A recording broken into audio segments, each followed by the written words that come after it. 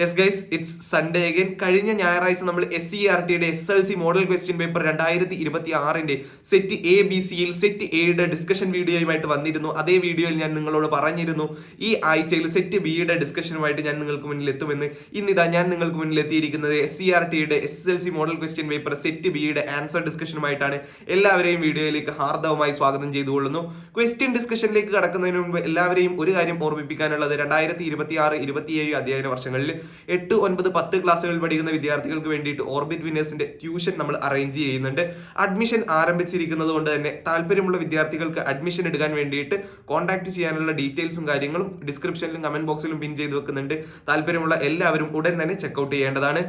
ഈ വീഡിയോ കാണുന്നവരോട് എനിക്ക് പറയാനുള്ളത്, കുറച്ച് ക്വസ്റ്റ്യൻസ് ഒക്കെ കണ്ടതിന് ശേഷം നിങ്ങൾക്ക് ഇഷ്ടപ്പെടുന്നില്ല എങ്കിൽ ഈ വീഡിയോ മുഴുവൻ കണ്ടുകൊണ്ട് സമയം വേസ്റ്റ് ചെയ്യേണ്ടതില്ല. നിങ്ങളുടെ സമയം വളരെ വിലപ്പെട്ടതാണ്. അതുകൊണ്ട് തന്നെ നിങ്ങളുടെ പഠനാവശ്യങ്ങൾക്ക് വേണ്ടിയിട്ട് സമയം യൂട്ടിലൈസ് ചെയ്യേണ്ടതാണ്. താല്പര്യമില്ല എങ്കിൽ വീഡിയോ സ്കിപ്പ് ചെയ്തുകൊണ്ട് ബാക്കി പഠന പ്രവർത്തനങ്ങളിലേക്ക് ഏർപ്പെടേണ്ടതാണ്. അധികം ഇനി സംസാരിച്ചുകൊണ്ടിരിക്കാതെ നമുക്ക് ഒന്നാമത്തെ ചോദ്യത്തിലേക്ക് കടക്കാം. മാച്ച് ദ ഫോളോയിങ് ചേരുംപടി ചേർക്കുക. 2 കോളങ്ങളിലായിട്ട് കാറ്റഗറി, ഫംഗ്ഷൻ, വിഭാഗം, ധർമ്മം തന്നിട്ടുണ്ട്. അതിൽ കാറ്റഗറീസിൽ വിഭാഗത്തിൽ എന്തൊക്കെ നൽകിയതെന്ന് നോക്കിയാലോ. ഒന്നാമതായിട്ട് തന്നത് അനാൾജസിക്സ്, പിന്നെ ആന്റി പൈററ്റിക്സ്, പിന്നെ ആന്റി സെപ്റ്റിക്സ്. 3 എണ്ണമാണ് തന്നിട്ടുള്ളത്. ഈ 3 എണ്ണം കാണുമ്പോൾ തന്നെ നമുക്ക് 10ാം ക്ലാസ്സുകാർക്ക് ഓർമ്മ വരണം, നമ്മുടെ 10ാം ക്ലാസ് കെമിസ്ട്രിയുടെ 2ാമത്തെ പാഠഭാഗത്തിലെ മെഡിസിൻസിന്റെ ഭാഗത്തു നിന്ന്, മരുന്നുകളുടെ ഭാഗത്തു നിന്നാണ് ഈ ചോദ്യം വന്നിരിക്കുന്നത്. ഇനി ഫങ്ഷൻസ്, ധർമ്മങ്ങൾ നോക്കിയാലോ. നൽകിയിരിക്കുന്നത് എന്തെല്ലാമാണ്? കൺട്രോൾ മൈക്രോ ഓർഗാനിസം, സൂക്ഷ്മാണുക്കളെ നിയന്ത്രിക്കുന്നതിന്. റെഡ്യൂസ് ഹെയർ ഫോൾ, മുടി കൊഴിച്ചിൽ തടയുന്നതിന്. റിലീവ് പെയിൻ, വേദന സംഹാരിയായി. റെഡ്യൂസ് ബോഡി ടെമ്പറേച്ചർ, ശരീര താപനില കുറയ്ക്കുന്നതിന് എന്നിങ്ങനെയാണ് നൽകിയിട്ടുള്ളത്. നമ്മൾ 2ാമത്തെ പാഠത്തിൽ പഠിച്ചിട്ടുണ്ട്. അനാൾജസിക് എന്ന് പറഞ്ഞു കഴിഞ്ഞാൽ വേദന കുറയ്ക്കാൻ വേണ്ടിയിട്ട് ഉപയോഗിക്കുന്ന മരുന്നുകളാണ്. ബോഡീൻ്റെ പെയിന് കുറയ്ക്കാൻ വേണ്ടിയിട്ട് യൂസ് ചെയ്യുന്നവരാണ്. അതിനൊരു ഉദാഹരണമായിട്ട് നമ്മൾ പഠിച്ചതായിരുന്നു എന്തിനെ? ആസ്പിരിൻ എന്ന് പറയുന്നത്. അപ്പോൾ എയുടെ ആൻസർ ആയിട്ട് നമ്മൾ പറയും ഫങ്ഷൻസിന്റെ കോളത്തിൽ നിന്നും 3 റിലീവ് പെയിൻ, വേദന സംഹാരിയായി. B antipyretics. ആന്റി പൈററ്റിക്സിന് ഉദാഹരണമായിട്ട് നമ്മൾ പഠിച്ചത് പാരസിറ്റമോളിനെ ആയിരുന്നു. സാധാരണയായിട്ട് പനി വരുമ്പോൾ ബോഡിയുടെ ടെമ്പറേച്ചർ, താപനില കുറയ്ക്കുന്നതിന് വേണ്ടിയിട്ടാണ് നമ്മൾ എന്തിനു ഉപയോഗിച്ചിരുന്നത്? പാരസിറ്റമോളിനെ ഉപയോഗിച്ചിരുന്നത്. അതുകൊണ്ട് നമ്മൾ പറയും ഓപ്ഷൻ 4 ആയിരിക്കും കറക്റ്റ് ആൻസർ എന്ന് പറയുന്നത്. C antiseptic. ആന്റി സെപ്റ്റിക്കിന് ഉദാഹരണമായിട്ട് നമ്മൾ ഡെറ്റോളാണ് പഠിച്ചത്. വീട്ടിലെ ഡെറ്റോൾ നമ്മൾ എന്തിനാ ഉപയോഗിക്കല്? സൂക്ഷ്മാണുക്കളെ കൊന്നുകളയാൻ വേണ്ടിയിട്ടല്ലേ. അതായത് ചെറിയ മൈക്രോ ഓർഗാനിസത്തിനെ കൊന്നുകളയാൻ വേണ്ടിയിട്ടാണ് എന്നുള്ളതുകൊണ്ട് നമ്മൾ പറയും ഓപ്ഷൻ 1. ഇനി ക്വസ്റ്റ്യനിൽ നൽകിയിരിക്കുന്ന ഓപ്ഷൻസിലേക്ക് നോക്കുമ്പോൾ A3, B4, C1 ഉള്ള ഓപ്ഷൻസ് ഏതൊക്കെയാ? ബി ആയിരിക്കും ആൻസർ എന്ന് പറയുന്നത്. എന്നറിയുമ്പോൾ 2ാമത്തെ ചോദ്യത്തിലേക്ക്. When Cu is added to concentrated H2SO4, the gas produced is. ഗാഢ സൾഫ്യൂരിക് ആസിഡിൽ Cu ചേർത്താൽ ഉണ്ടാകുന്ന വാതകം ഏത്? നിങ്ങളെല്ലാവരും റിയാക്ടിവിറ്റി സീരീസ് എന്ന് പറയുന്ന ക്രിയാശീല ശ്രേണി പഠിച്ചിട്ടില്ലേ? അതിൽ ഹൈഡ്രജന്റെ പൊസിഷന് താഴെയാണ് കോപ്പറിന്റെ പൊസിഷൻ വരുന്നത്. അതുകൊണ്ട് തന്നെ കോപ്പറിന് യാതൊരു കാരണവശാലും സൾഫ്യൂരിക് ആസിഡിലെ ഹൈഡ്രജനെ ഡിസ്പ്ലേസ് ചെയ്യാൻ, ആദേശം ചെയ്യാൻ സാധിക്കുന്നതല്ല. എന്നാൽ നിങ്ങൾ അറിയേണ്ട മറ്റൊരു കാര്യമുണ്ട്. കോൺസെൻട്രേറ്റഡ് സൾഫ്യൂരിക് ആസിഡ് എന്ന് പറയുന്നത് നല്ല ഒരു ഓക്സിഡൈസിങ് ഏജന്റ് ആണ്, ഓക്സികാരിയാണ്. അത് എന്ത് ചെയ്യും എന്ന് വെച്ച് കഴിഞ്ഞാൽ കോപ്പറിനെ കോപ്പർ 2+ ആയിട്ട് ഓക്സിഡൈസ് ചെയ്യും. പിന്നെ H2SO4ൽ സൾഫറിന്റെ ഓക്സിഡേഷൻ സ്റ്റേറ്റ് എന്ന് പറയുന്നത്, ഓക്സീകരണാവസ്ഥ +6 ആണ്. അതിൽ നിന്ന് റിഡക്ഷൻ സംഭവിച്ച് +4ലേക്ക് മാറും. അങ്ങനെ റിയാക്ഷൻ എന്ത് സംഭവിക്കുന്നു വെച്ച് കഴിഞ്ഞാൽ Cu + H2SO4 നമുക്ക് ലഭിക്കും കോപ്പർ സൾഫേറ്റ്. CuSO4 + H2O+. മറ്റൊരു സാധനം കൂടെ കിട്ടും. അത് മറ്റാരുമല്ല, SO2 ഗ്യാസ് ആയിരിക്കും. സൾഫർ ഡൈ ഓക്സൈഡ് ഗ്യാസ് ആയിരിക്കും നമുക്ക് ലഭിക്കുന്ന വാതകം എന്ന് പറയുന്നത്. അപ്പോൾ നമുക്ക് നൽകിയിരിക്കുന്ന ഓപ്ഷൻസിൽ നിന്നും നമുക്ക് പറയാം, ഇവിടെ പുറന്തള്ളുന്ന വാതകം ഏതായിരിക്കും പുറത്തു വരുന്നത്? Sulphur dioxide. Option B ആയിരിക്കും കറക്റ്റ് ആൻസർ. 3ാമത്തെ ചോദ്യത്തിലേക്ക്. Which of the following statements are correct? താഴെ തന്നിരിക്കുന്ന പ്രസ്താവനകളിൽ ശരിയായത് ഏവ? ഒന്നാമത്തെ പ്രസ്താവന പരിശോധിക്കാം. CHO is functional group of aldehyde. CHO എന്നത് ആൽഡിഹൈഡുകളുടെ ഫങ്ഷണൽ ഗ്രൂപ്പാണ്. ശരിയാണോ തെറ്റാണോ? ശരിയാണ്. നമ്മൾ പറയും ഒന്നാമത്തെ പ്രസ്താവന 1 സ്റ്റേറ്റ്മെന്റ് 1 ഇസ് റൈറ്റ്, ശരിയാ.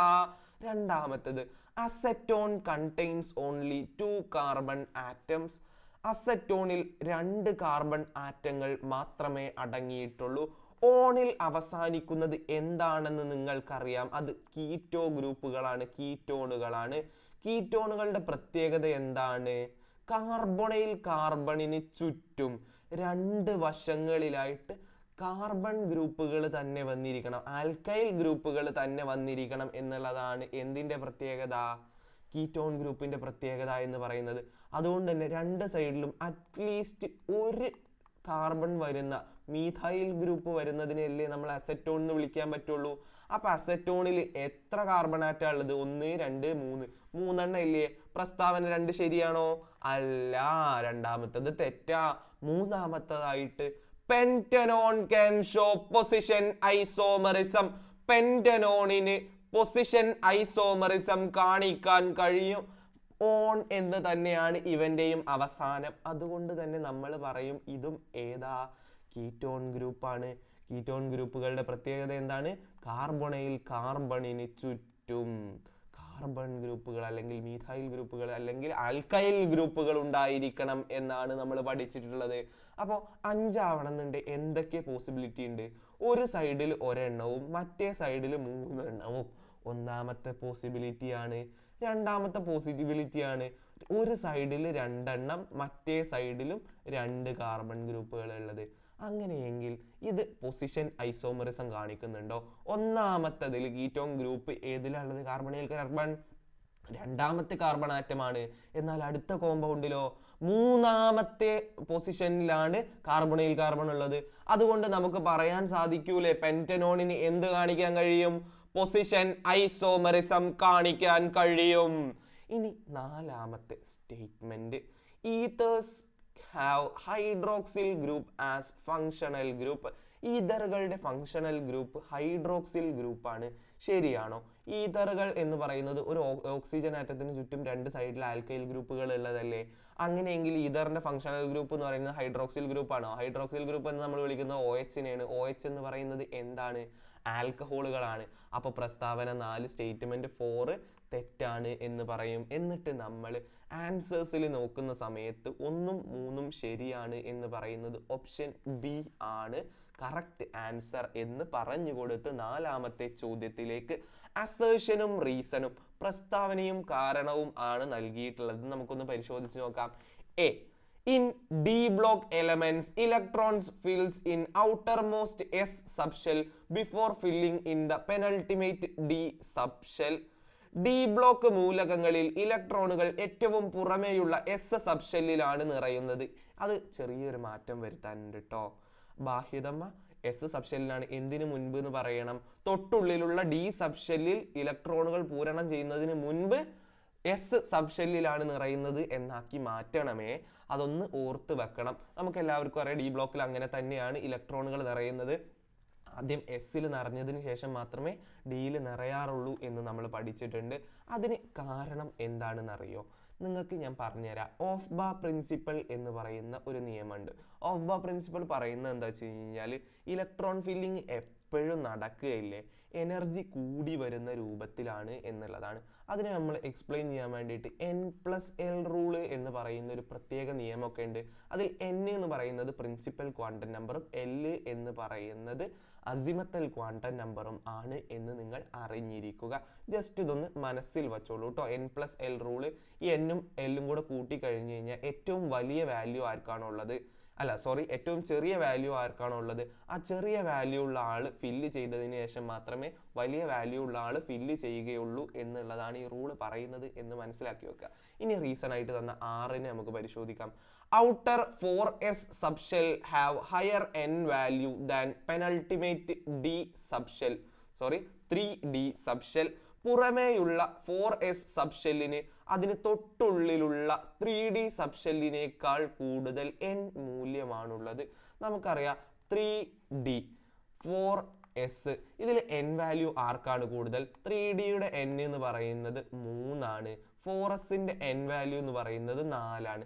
ശരിയാ, ഈ സ്റ്റേറ്റ്മെന്റ് തന്നിട്ടുള്ളതൊക്കെ ശരിയാണ് എന്ന് നമുക്കറിയാം. പക്ഷെ മുകളിലത്തെ എക്സ്പ്ലനേഷൻ ഇത് ശരിയാണോ അല്ല എന്ന് നമുക്ക് മനസ്സിലായിട്ടുണ്ട്. കാരണം എന്താ, ഞാൻ നിങ്ങൾക്ക് ഹാഫ് ബാർ പ്രിൻസിപ്പലിനെ കുറിച്ചിട്ട് n+l വാല്യൂവിനെ കുറിച്ച് പഠിപ്പിച്ച് തന്നിട്ടുണ്ട്. അപ്പൊ ഞാൻ ജസ്റ്റ് ഈ 3Dന്റെ n+l വാല്യൂ കണ്ടുപിടിക്കാൻ പോവാ. ഇതിന്റെ l എത്രയെന്ന് നിങ്ങൾക്ക് പറയാൻ കഴിയുമോ? എല്ലിന്റെ വാല്യൂ വരുന്നത് 0, 1, 2, 3 എന്നിങ്ങനെയല്ലേ. 0 എന്ന് പറയുന്നത് s, 1 p, 2d, 3 f ആണ് എന്ന് നമുക്കറിയാം. അങ്ങനെയെങ്കിൽ 3യുടെ എൽ വാല്യൂ എത്രയാണ്? 2 ആയിരിക്കും. ഇനി 4sന്റെ എൽ വാല്യൂ എത്രയായിരിക്കും? 0 ആയിരിക്കും എന്നും അറിയാം. അങ്ങനെയെങ്കിൽ n+l വാല്യൂ എത്രയായിരിക്കും രണ്ടെണ്ണത്തിനുണ്ടായിരിക്കുക? 3Dക്ക് ആണെന്നുണ്ടെങ്കിൽ 3 + 2 5. ഇനി 4sനാണെന്നുണ്ടെങ്കിലോ 4 + 0 4. അപ്പോൾ വാല്യൂ കൂടുതൽ ആർക്കാണ്? 3Dക്കാണ്.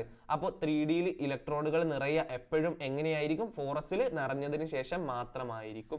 ഇതിൽ നിന്ന് നമുക്ക് മനസ്സിലായി a എന്നും പറയുന്നതും r എന്ന് പറയുന്നതും ശരിയാ.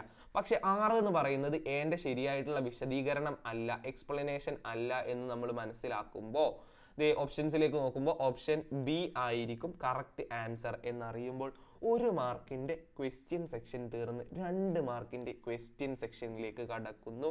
The organic compounds with molecular formulae C4H10O shows metamerism. C4H10O എന്ന തന്മാത്രാ സൂത്രമുള്ള ഓർഗാനിക് സംയുക്തങ്ങൾ മെറ്റാമറിസം പ്രകടിപ്പിക്കുന്നു. മെറ്റാമറിസം എന്ന് വെച്ചാൽ എന്താണ് എന്ന് നിങ്ങൾക്ക് ഓർമ്മയുണ്ടോ? ഫങ്ഷണൽ ഗ്രൂപ്പിന് ചുറ്റുമുള്ള ആൽക്കൈൽ ഗ്രൂപ്പുകളുടെ വ്യത്യാസം മൂലമുണ്ടാകുന്ന ഐസോമറിസത്തിനെയാണ് നമ്മൾ മെറ്റാമറിസം എന്ന് വിളിച്ചിരുന്നത് എന്ന് നിങ്ങൾ ഓർത്തു വെക്കുക. നമ്മൾ പഠിച്ചതിൽ വെച്ച് മെറ്റാമറിസം കാണിക്കാൻ കഴിയുന്ന കോമ്പൗണ്ടുകളാണ് ഈഥറുകൾ, മറ്റൊന്നാണ് കീറ്റോണുകൾ, വേറെ ഒരെണ്ണം കൂടെ ഉണ്ട്. എസ്റ്ററുകൾക്കും ഇതുപോലെ തന്നെ മെറ്റാമറിസം കാണിക്കാൻ കഴിയും എന്നുള്ളത് നിങ്ങൾ അറിഞ്ഞിരിക്കുക. വേറെ ഒരുപാട് കോമ്പൗണ്ടുകൾ ഉണ്ട്, ഈ 3 എണ്ണത്തിന് മാത്രമേ നമ്മൾ 10ാം ക്ലാസ്സുകാർ പഠിച്ചിട്ടുള്ളൂ എന്നുള്ളത് കൊണ്ടാണ് ഞാൻ ഈ 3 ആൾക്കാരെ മാത്രം പറഞ്ഞിട്ടുള്ളത്. ഇനി നമുക്ക് ക്വസ്റ്റ്യൻ പരിശോധിക്കാം. Which category of organic compounds do these compounds belongs to? ഈ സംയുക്തങ്ങൾ ഓർഗാനിക് സംയുക്തങ്ങളുടെ ഏത് വിഭാഗത്തിൽ ഉൾപ്പെടുന്നു? നിങ്ങളോട് ചോദിച്ചപ്പോൾ നിങ്ങൾക്ക് കൺഫ്യൂഷൻ ആയില്ലേ? നമുക്ക് മനസ്സിലായി ഈ 3 എണ്ണം ഉണ്ട് എന്ന്. നിങ്ങൾ 10ാം ക്ലാസ് കുട്ടികളാണ് എന്നുള്ളത് കൊണ്ട് നിങ്ങളോട് ആകെ ഈഥറുകളിൽ നിന്നും അതുപോലെ തന്നെ കീറ്റോണുകളുടേതും മാത്രമേ മെറ്റാമറിസത്തിൽ നിന്ന് ചോദിക്കാൻ സാധ്യതയുള്ളൂ. അതിൽ നിന്ന് തന്നെ ഏറ്റവും കൂടുതൽ സാധ്യതയുള്ളത് ഈഥർ ഗ്രൂപ്പുകളുടേതാണ് എന്ന് നിങ്ങൾ മനസ്സിലാക്കി വെക്കുക. ഞാൻ നിങ്ങൾക്കൊരു ചെറിയ ഷോർട്ട് ഫോം പഠിപ്പിച്ചു തരാം. ഈഥറുകൾക്കും ആൽക്കഹോളുകൾക്കും, ഈഥറിൻ്റെയും ആൽക്കഹോളുകൾക്കും ഒരു പൊതുസമവാക്യം ഉണ്ടാക്കാൻ സാധിക്കും കേട്ടോ. CnH2n+2O എന്ന് പറയുന്നത് എന്ന് നിങ്ങൾ അറിഞ്ഞിരിക്കുക. ഓക്കെ ആണോ? ഇനി ആൽഡിഹൈഡുകൾക്കും കീറ്റോണിനും ആണ് എങ്കിൽ ഒരു സൂത്രവാക്യം നമുക്ക് ഉണ്ടാക്കാൻ കഴിയും. CnH2nO എന്നുമായിരിക്കും. ഇത് നിങ്ങൾക്ക് വേറെ ആരും പറഞ്ഞു തരില്ല, ഞാൻ മാത്രമേ പറഞ്ഞു തരുള്ളൂ. ആൽക്കഹോളുകൾക്കും ഈഥറുകൾക്കുമാണെങ്കിൽ CnH2n+2O. ഇനി ആൽഡിഹൈഡുകൾക്കും കീറ്റോണുകൾക്കും ആണെങ്കിൽ ഏതായിരിക്കും വരിക? CnH2nO എന്നും ആയിരിക്കും വരിക എന്ന് നിങ്ങൾ അറിഞ്ഞിരിക്കുക.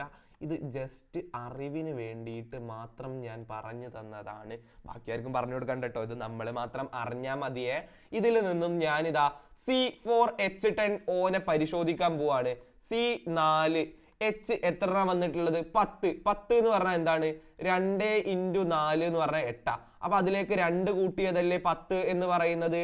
അപ്പൊ ഞാൻ പറയും C4H10O എന്ന് പറയുന്നത് ഒരു ആൽക്കഹോളോ അല്ലെങ്കിൽ ഈഥറോ ആണ്. ആരാണ്? ആൽക്കഹോളോ അല്ലെങ്കിൽ ഈഥറോ ആണ്. അതിൽ തന്നെ മെറ്റാമറിസം കാണിക്കുന്ന കോമ്പൗണ്ട് എന്ന് പറഞ്ഞിട്ടുണ്ട് എന്നുള്ളത് കൊണ്ട് നമുക്കറിയാം ഈഥറാണ് മെറ്റാമറിസം കാണിക്കുന്ന ആള്. അങ്ങനെയെങ്കിൽ ഞാനിതാ പറയും, ഇവൻ ഏതിൽ ബന്ധപ്പെട്ടവനാണ്? ഈഥറുകളിൽ പെട്ടവനാണ്. എന്താണ് എയുടെ ആൻസർ? ഈഥർ എന്നുള്ളതായിരിക്കും ആൻസർ എന്ന് പറയുന്നത്. B question. Write the structural formula of those metamers. ഈ മെറ്റാമറുകളുടെ ഘടനാവാക്യങ്ങൾ എഴുതുക. 4 കാർബൺ ആറ്റങ്ങൾ എന്നാണ് പറഞ്ഞിട്ടുള്ളത്. 4 ഉണ്ടാക്കണം എന്നുണ്ടെങ്കിൽ 2+2 എന്ന് പറയുന്നത് 4 ആണ്. ഇനി 1+3 എന്ന് പറയുന്നതും 4 ആണ് എന്ന് നമുക്കറിയാം. അതുകൊണ്ട് തന്നെ ഓക്സിജന് ചുറ്റും, ഈ O ആറ്റത്തിന് ചുറ്റും ഒരു സൈഡിൽ 2 കാർബണും മറ്റൊരു സൈഡിൽ 2 കാർബണും ഉള്ളത് ഒരു മെറ്റാമർ ആയിരിക്കും. ഇനി രണ്ടാമതായിട്ട് ഓക്സിജന്റെ 2 സൈഡിലായിട്ട് ഒരു സൈഡിൽ 3 കാർബണും മറ്റൊരു സൈഡിൽ 1 കാർബണും ഉള്ളവരെ വെക്കാം. ഇതിനൊക്കെ ഹൈഡ്രജൻ വെച്ച് നിങ്ങൾ ഫില്ല് ചെയ്ത് കൊടുക്കേണ്ടത് നിർബന്ധമാണ് കേട്ടോ. അത് മറന്നു പോകരുത്. നിങ്ങൾക്ക് മാർക്ക് കിട്ടാനുള്ള ബെസ്റ്റ് മെത്തേഡ് ആയിരിക്കും അത് എന്ന് പറയുന്നത്. ഇനി ഇവരുടെ പേരും കൂടെ പരിശോധിച്ചിട്ട് നമുക്ക് അടുത്ത ചോദ്യത്തിലേക്ക് കടക്കാം. ആദ്യത്തവന്റെ പേരെന്തായിരിക്കും? ഒന്നാമത്തേത്. 2 ഒരു സൈഡിൽ മറ്റൊരു സൈഡിൽ 2. നമുക്കറിയാം പേരിടൽ ഈഥറുകൾക്ക് എപ്പോഴും എങ്ങനെയാണ്? ചെറുതോക്സി വലുതൈൻ എന്നാണ്. അതുകൊണ്ട് തന്നെ ഇവന്റെ പേരെന്തായിരിക്കും? ഈത്തോക്സി ഈഥൈൻ എന്നായിരിക്കും. എന്താവും പേര്? ഈത്തോക്സി ഈഥൈൻ. ഇനി രണ്ടാമതായിട്ട് ഞാൻ വരച്ചത് ചെറുതോക്സി വലുതൈൻ. ഒരു സൈഡിൽ മീഥൈൽ ഗ്രൂപ്പും മറ്റൊരു സൈഡിൽ പ്രൊപ്പൈൽ ഗ്രൂപ്പും. അങ്ങനെയാണെന്ന് എന്റെ പേരെന്തായിരിക്കും? മീതോക്സി പ്രൊപ്പൈൻ. എന്തായിരിക്കും? മീതോക്സി പ്രൊപ്പൈൻ എന്നുമായിരിക്കും എന്ന് നമ്മൾ അറിയുമ്പോൾ ആറാമത്തെ ക്വസ്റ്റ്യനിലേക്ക് എ ബി ക്വസ്റ്റ്യനുകൾ ഉണ്ട്. അതിൽ എ ക്വസ്റ്റ്യനാണ് നമ്മൾ ആദ്യം പരിശോധിക്കാൻ പോകുന്നത്. Calamine and zinc blende are ores of zinc. സിങ്കിന്റെ അയിരുകളാണ് കലാമിൻ, സിങ്ക് ബ്ലെൻഡ് എന്നിവ. നിങ്ങൾക്ക് സിങ്ക് ബ്ലെൻഡിന്റെ സൂത്രവാക്യം എന്തായിരുന്നു എന്നറിയോ? ZnS എന്ന് പറയുന്നത് സിങ്ക് ബ്ലെൻഡും ZnCO3 എന്ന് പറയുന്നത് കലാമൈനും ആയിരുന്നു എന്ന് നിങ്ങൾ അറിഞ്ഞിരിക്കുക. എ ക്വസ്റ്റ്യൻ പരിശോധിക്കാം. Which of them can be converted to zinc oxide by calcination? ഇവയിൽ ഏതിനെയാണ് കാൽസിനേഷൻ വഴി സിങ്ക് ഓക്സൈഡ് ആക്കി മാറ്റാൻ കഴിയുക? നിങ്ങൾക്കറിയോ സിങ്ക് സൾഫൈഡിനെ നമുക്ക് ഓക്സൈഡ് ആക്കണം എന്നുണ്ടെങ്കിൽ ഉപയോഗിക്കാൻ കഴിയുന്ന മെത്തേഡിന്റെ പേരെന്താണ് എന്നറിയോ? റോസ്റ്റിംഗ് എന്നാ. എന്താണ്? റോസ്റ്റിംഗ് എന്നാ. എന്നാൽ കലാമൈനെ നിങ്ങൾക്ക് ഓക്സൈഡ് ആക്കി മാറ്റണം എന്നുണ്ടെങ്കിൽ ഉപയോഗിക്കാൻ പറ്റുന്ന മെത്തേഡാണ് കാൽസിനേഷൻ എന്ന് പറയുന്നത്. കാൽസിനേഷനും അതുപോലെ തന്നെ റോസ്റ്റിങ്ങും എന്താണെന്നറിയില്ലേ? റോസ്റ്റിംഗ് എന്ന് പറഞ്ഞു കഴിഞ്ഞാൽ ഈ അയിരിനെ എന്ത് ചെയ്യലാണ്? വായുവിൻ്റെ സാന്നിധ്യത്തിൽ ഓക്സിജന്റെ പ്രസൻസിൽ ചൂടാക്കുന്നതാണ് റോസ്റ്റിംഗ്. എന്നാൽ ലിമിറ്റഡ് ക്വാണ്ടിറ്റിയിലോ അല്ലെങ്കിൽ ഇല്ലാത്ത അവസ്ഥയിലോ വെച്ചിട്ട് ഓറിന് ചൂടാക്കുന്നതിനാണ് നമ്മൾ എന്ത് വിളിക്കുക? കാൽസിനേഷൻ എന്ന് വിളിക്കുന്നത് എന്നറിയുമ്പോൾ എ ക്വസ്റ്റ്യന്റെ ആൻസർ എന്തായിരിക്കും? കലാമൈൻ എന്നായിരിക്കും എ ക്വസ്റ്റ്യന്റെ ആൻസർ എന്ന് പറയുന്നത്. B question. Write the equation of this process. ഈ പ്രക്രിയയുടെ സമവാക്യം എഴുതുക. നമുക്കറിയാം കലാമൈൻ്റെ ഇക്വേഷൻ, അതായത് കെമിക്കൽ ഫോർമുല എന്ന് പറയുന്നത് ZnCO3 എന്നുള്ളതാണ്. കാൽസിനേഷൻ എന്ന് പറയുന്നത് വായു ഇല്ലാത്ത സമയത്ത് ചൂടാക്കുന്നതാണ്. പ്ലസ് ഹീറ്റ് എന്ന് എഴുതി വെച്ചാൽ മതി. ഞാനിപ്പോൾ ഇവിടെ ട്രയാങ്കിൾ ഇട്ടിട്ടാണ് കാണിക്കുന്നത്. അപ്പോൾ നമുക്ക് എന്താ കിട്ടുക? സിങ്ക് ഓക്സൈഡിനെയും കാർബൺ ഡൈ ഓക്സൈഡിനെയും ആയിരിക്കും കിട്ടുക എന്നുള്ളത് നിങ്ങൾ അറിഞ്ഞിരിക്കുക. അപ്പോൾ ഇനി ബി ക്വസ്റ്റ്യനിലേക്ക്. ബി ക്വസ്റ്റ്യനിൽ തന്നെ എ ബി സെക്ഷൻസ് ഉണ്ട്. അതിൽ A question, which is reducing agent used to produce aluminium. Aluminium ഉൽപ്പാദിപ്പിക്കാൻ ഉപയോഗിക്കുന്ന നിരോക്സീകാരി ഏത്? കഴിഞ്ഞ സെറ്റ് എ ക്വസ്റ്റ്യൻ പേപ്പറിൽ ഞാൻ കൃത്യമായിട്ട് അലൂമിനിയത്തിന്റെ പ്രൊഡക്ഷൻ എക്സ്പ്ലെയിൻ ചെയ്തിരുന്നു. ഈ വീഡിയോയിൽ ഞാനത് എക്സ്പ്ലെയിൻ ചെയ്യും. കാരണം എന്താണെന്നറിയോ? നിങ്ങളത് പഠിപ്പിക്കാതെ പോയി കഴിഞ്ഞാൽ ഞാൻ ചെയ്യാൻ പോകുന്നത് ഏറ്റവും വലിയ തെറ്റായിരിക്കും. നിങ്ങൾക്കറിയോ അലൂമിനിയത്തിന്റെ ഓർ അയിര് എന്ന് പറയുന്നതിന്റെ പേരെന്താണെന്ന്? ബോക്സൈറ്റ് എന്നാണ് അവന്റെ പേര്. അവന്റെ കെമിക്കൽ ഫോർമുല എന്താ അറിയോ? Al2O3 2H2O എന്നതാണ് ബോക്സൈറ്റിന്റെ കെമിക്കൽ ഫോർമുല എന്ന് പറയുന്നത്. ഈ ബോക്സൈറ്റിനെ നമ്മൾ എന്ത് ചെയ്യുന്നു വെച്ച് കഴിഞ്ഞാൽ സോഡിയം ഹൈഡ്രോക്സൈഡുമായിട്ട് രാസപ്രവർത്തനത്തിൽ ഏർപ്പെടുത്തും. അപ്പോൾ നമുക്ക് എന്ത് ലഭിക്കും എന്നറിയോ? സോഡിയം അലൂമിനേറ്റ് എന്ന് പറയുന്ന ഒരു കോമ്പൗണ്ട് ലഭിക്കും. ഈ സോഡിയം അലൂമിനേറ്റിനെ നമ്മൾ എന്ത് ചെയ്യും എന്നറിയോ? അലൂമിനിയം ഹൈഡ്രോക്സൈഡുമായിട്ട് രാസപ്രവർത്തനത്തിൽ ഏർപ്പെടുത്തും. എന്നിട്ട് അതിനെ വെള്ളത്തിൽ ലയിപ്പിച്ച് ചേർക്കും. അപ്പം നമുക്ക് എന്ത് കിട്ടും എന്ന് വെച്ച് കഴിഞ്ഞാൽ ഒരുപാട് അലൂമിനിയം ഹൈഡ്രോക്സൈഡുകളെ ലഭിക്കും. എന്തിനെ കിട്ടും? ഒരുപാട് അലൂമിനിയം ഹൈഡ്രോക്സൈഡുകളെ കിട്ടും. ഈ അലൂമിനിയം ഹൈഡ്രോക്സൈഡിനെ നമ്മൾ നന്നായിട്ട് ചൂടാക്കും. എന്ത് ചെയ്യും? നന്നായിട്ട് ചൂടാക്കും. അപ്പോൾ നമുക്ക് ലഭിക്കുന്നതായിരിക്കും അൺഹൈഡ്രസ് അലൂമിന എന്ന് പറയുന്നത്. എന്താ കിട്ടുക? അൺഹൈഡ്രസ് അലൂമിന എന്ന് പറയുന്നത്. ഈ അൺഹൈഡ്രസ് അലൂമിനിയനെ നമ്മൾ ക്രയോലൈറ്റിൽ ലയിപ്പിച്ച് ചേർക്കും. എന്തിനാ ക്രയോലൈറ്റിൽ ലയിപ്പിച്ച് ചേർക്കുന്നതെന്ന് വെച്ച് കഴിഞ്ഞാൽ നമുക്ക് കിട്ടിയിട്ടുള്ള ഈ അൺഹൈഡ്രസ് അലൂമിന ഇല്ലേ, ഈ സാധനത്തിന് വലിയ കണ്ടക്ടിവിറ്റി ഒന്നുമില്ല. ഭയങ്കരമായിട്ട് വൈദ്യുതിനെ കടത്തിവിടാനുള്ള ടെൻഡൻസിയും അങ്ങനത്തെ സ്വഭാവങ്ങളൊന്നും ഇല്ലാത്ത ആളാണ്. കൂടാതെ തന്നെ ഇവൻ്റെ ദ്രവണാങ്കം എന്ന് പറഞ്ഞു കഴിഞ്ഞാൽ വളരെ കൂടുതലാണ്. മെൽറ്റിംഗ് പോയിന്റ് വളരെ കൂടുതലാണ്. ഇതിനെ കുറയ്ക്കാൻ വേണ്ടിയിട്ട്, ദ്രവണാങ്കം എന്ന് പറയുന്ന മെൽറ്റിംഗ് പോയിന്റിനെ കുറയ്ക്കാനും കണ്ടക്ടിവിറ്റി എന്ന് പറയുന്ന വൈദ്യുത ചാലകതയെ കൂട്ടാനും വേണ്ടിയിട്ടാണ് നമ്മൾ ഈ അൺഹൈഡ്രസ് അലൂമിനിയയെ ക്രയോലൈറ്റിൽ ലയിപ്പിക്കുന്നത് എന്ന് നിങ്ങൾ അറിയുക. ഈ ക്രയോലൈറ്റിൽ ലയിപ്പിച്ച് ചേർത്തിട്ടുള്ള അൺഹൈഡ്രസ് അലൂമിനിയനെ നമുക്ക് വൈദ്യുത വിശ്ലേഷണം, ഇലക്ട്രോലൈസിസ് ചെയ്യണം. അതിന് വേണ്ടിയിട്ട് ആദ്യം ഒരു ഇരുമ്പിൻ്റെ പാത്രം എടുക്കും. ആ ഇരുമ്പിൻ്റെ പാത്രത്തിൻ്റെ ഉള്ളിൽ കാർബണിൻ്റെ ലൈനിങ് കൊടുത്തിട്ടുണ്ടാവും കേട്ടോ. എന്നിട്ട് ഈ പാത്രത്തിന് മുകളിലായിട്ട് ഗ്രാഫൈറ്റ് കട്ടകളെ തൂക്കി വെച്ചിട്ടും ഉണ്ടായിരിക്കും. ഏതാണ്ട് ചിത്രം ഇങ്ങനെയാണ് വരിക. ഈ ഗ്രാഫൈറ്റ് കട്ടകളിലേക്ക് ബാറ്ററിയുടെ പോസിറ്റീവ് സൈഡും കാർബണിൻ്റെ ലൈനിങ്ങിലേക്ക് ബാറ്ററീൻ്റെ നെഗറ്റീവ് സൈഡും നമ്മൾ വെച്ചു കൊടുക്കും. എന്നിട്ട് ഈ പാത്രത്തിലായിട്ട് ക്രയോലൈറ്റിൽ ലയിപ്പിച്ചിട്ടുള്ള അൺഹൈഡ്രസ് അലൂമിനിയനെ നമ്മൾ വെച്ച് ഇലക്ട്രോലൈസിസ് നടത്തും, വൈദ്യുത വിശ്ലേഷണം നടത്തും. അപ്പോൾ ആനോഡിലും കാഥോഡിലും ഓരോ രാസപ്രവർത്തനങ്ങൾ നടക്കും. എന്താണെന്നറിയോ? അൺഹൈഡ്രസ് അലൂമിന ഉണ്ടല്ലോ, അത് വിഘടിച്ചിട്ട് Al3+ O2- മാറുന്നതായിട്ട് നിങ്ങൾക്ക് കാണാൻ സാധിക്കും. ഈ നെഗറ്റീവ് ചാർജ് പോസിറ്റീവ് ചാർജിലേക്കും പോസിറ്റീവ് ചാർജ് നെഗറ്റീവ് ചാർജിലേക്കും പോകും എന്ന് നിങ്ങൾ പഠിച്ചിട്ടുണ്ട്. അതുകൊണ്ട് തന്നെ ഇവിടെ ആനോഡിലേക്ക് ചെല്ലുന്ന O-, ആനോഡിൽ നടക്കുന്ന റിയാക്ഷൻ എന്താണെന്ന് അറിയോ നിങ്ങൾക്ക്? ആൻ ഓക്സ് റെഡ് കാറ്റ് എന്ന് നിങ്ങൾ കേട്ടിട്ടുണ്ടോ? എന്താ ഇതെന്ന് വെച്ച് കഴിഞ്ഞാൽ ആനോഡിലും കാഥോഡിലും നടക്കുന്ന റിയാക്ഷനുകൾ എന്താണ് എന്നുള്ളത് മനസ്സിലാക്കാൻ വേണ്ടിയിട്ട് ഈസി ആയിട്ടുള്ള ഒരു കോഡാണ് ആൻ ഓക്സ് റെഡ് കാറ്റ്. ആൻ ഓക്സ് കൊണ്ട് ഉദ്ദേശിച്ചത് ആനോഡിൽ ഓക്സിഡേഷൻ എന്നാണ്. എന്താണ്? ആനോഡിൽ ഓക്സിഡേഷൻ. ഇനി റെഡ് കാറ്റ് കൊണ്ട് എന്താ ഉദ്ദേശിച്ചത് എന്ന് വെച്ച് കഴിഞ്ഞാൽ റിഡക്ഷൻ കാഥോഡിൽ റിഡക്ഷൻ നിരോക്സീകരണം ആണ് എന്നുള്ളതുമാണ് ഉദ്ദേശിച്ചിരിക്കുന്നത്. ഇനി ഓക്സീകരണം എന്താ, നിരോക്സീകരണം എന്താന്ന് അറിയാൻ വേണ്ടിയിട്ട് മറ്റൊരു കോഡും കൂടെ ഞാൻ പഠിപ്പിച്ചു തരാം. ഓയിൽ റിഗ് എന്നാണ് കോഡ്. ഈ OIL ഓയിൽ എന്നുള്ളത് കൊണ്ട് ഉദ്ദേശിച്ചത് oxidation is losing of electron. ഓക്സീകരണം എന്ന് പറയുന്നത് ഇലക്ട്രോണിന് വിട്ടുകൊടുക്കലാണ്. റിഗ് RIG കൊണ്ട് ഉദ്ദേശിച്ചത് reduction is gaining of electron. നിരോക്സീകരണം എന്ന് പറയുന്നത് ഇലക്ട്രോണിനെ നേടിയെടുക്കൽ ആണ് എന്നാണ് അർത്ഥം. അപ്പോൾ ആനോഡിൽ നടക്കാൻ പോകുന്ന രാസപ്രവർത്തനം എന്തായിരിക്കും? ആനോഡിൽ ഓക്സിഡേഷനാണ് നടക്കുക. ഓക്സിഡേഷൻ എന്ന് പറയുന്നത് ഇലക്ട്രോണിനെ വിട്ടുകൊടുക്കലാണ്. ആനോഡിൽ എത്തിയിട്ടുള്ള O2- എന്ത് ചെയ്യും എന്ന് വെച്ച് കഴിഞ്ഞാൽ 2 ഇലക്ട്രോണുകളെ വിട്ടുകൊടുക്കും. 2 O2- ആണ് ഉള്ളത് എന്നുള്ളതുകൊണ്ട് ഇവൻ O2 ഗ്യാസ് ആയിട്ട് മാറും. കൂടാതെ വിട്ടുകൊടുക്കുന്നത് 4 ഇലക്ട്രോണുകളും ആയിരിക്കും. ഇനി കാഥോഡിൽ എത്തുന്ന നമ്മുടെ പ്രിയപ്പെട്ട Al3+ ഉണ്ടല്ലോ, ഈ Al3+ എന്ത് ചെയ്യുന്നു വെച്ച് കഴിഞ്ഞാൽ 3 ഇലക്ട്രോണുകളെ സ്വീകരിച്ചിട്ട് അലൂമിനിയമായിട്ട് മാറും. ഈ അലൂമിനിയം ഇവിടെ താഴെയായിട്ട് ഇങ്ങനെ ഉരുകിയിട്ട് കാണുന്നതായിട്ട് നിങ്ങൾക്ക് കാണാം. എന്നിട്ട് ഈ താഴെയുള്ള പൈപ്പ് തുറന്നിട്ട് നമുക്ക് ഈ അലൂമിനിയത്തിനെ എടുത്ത് ഉപയോഗിക്കാൻ സാധിക്കുന്നതാണ്. അപ്പം നമ്മൾ ഇതിൽ നിന്ന് പഠിച്ച കാര്യങ്ങൾ എന്തൊക്കെയാണെന്ന് അറിയോ? എങ്ങനെയാണ് അലൂമിനിയം ഉണ്ടാക്കാൻ പോകുന്നത് എന്ന് പഠിച്ചിട്ടുണ്ട്. ഇനി രണ്ടാമതായിട്ട് നിരോക്സീകാരി അല്ലെങ്കിൽ റെഡ്യൂസിങ് ഏജന്റ് ഇതിൽ ഏതാ എന്നുള്ളതും കൂടെ ഞാനൊന്ന് ജസ്റ്റ് പറഞ്ഞുതരാം. അത് വേറെ ആരുമല്ല, നമ്മുടെ പ്രിയപ്പെട്ട ഇലക്ട്രിസിറ്റിയാണ്, വൈദ്യുതിയാണ് ഈ രാസപ്രവർത്തനത്തിലെ നിരോക്സീകാരി അഥവാ റെഡ്യൂസിങ് ഏജന്റ് എന്ന് പറയുന്നത് എന്ന് നമ്മൾ പഠിച്ചിട്ടുണ്ട്. ക്രയോലൈറ്റിന്റെ ഉപയോഗം എന്താണ് എന്ന് നമ്മൾ പഠിച്ചു. എന്തായിരുന്നു?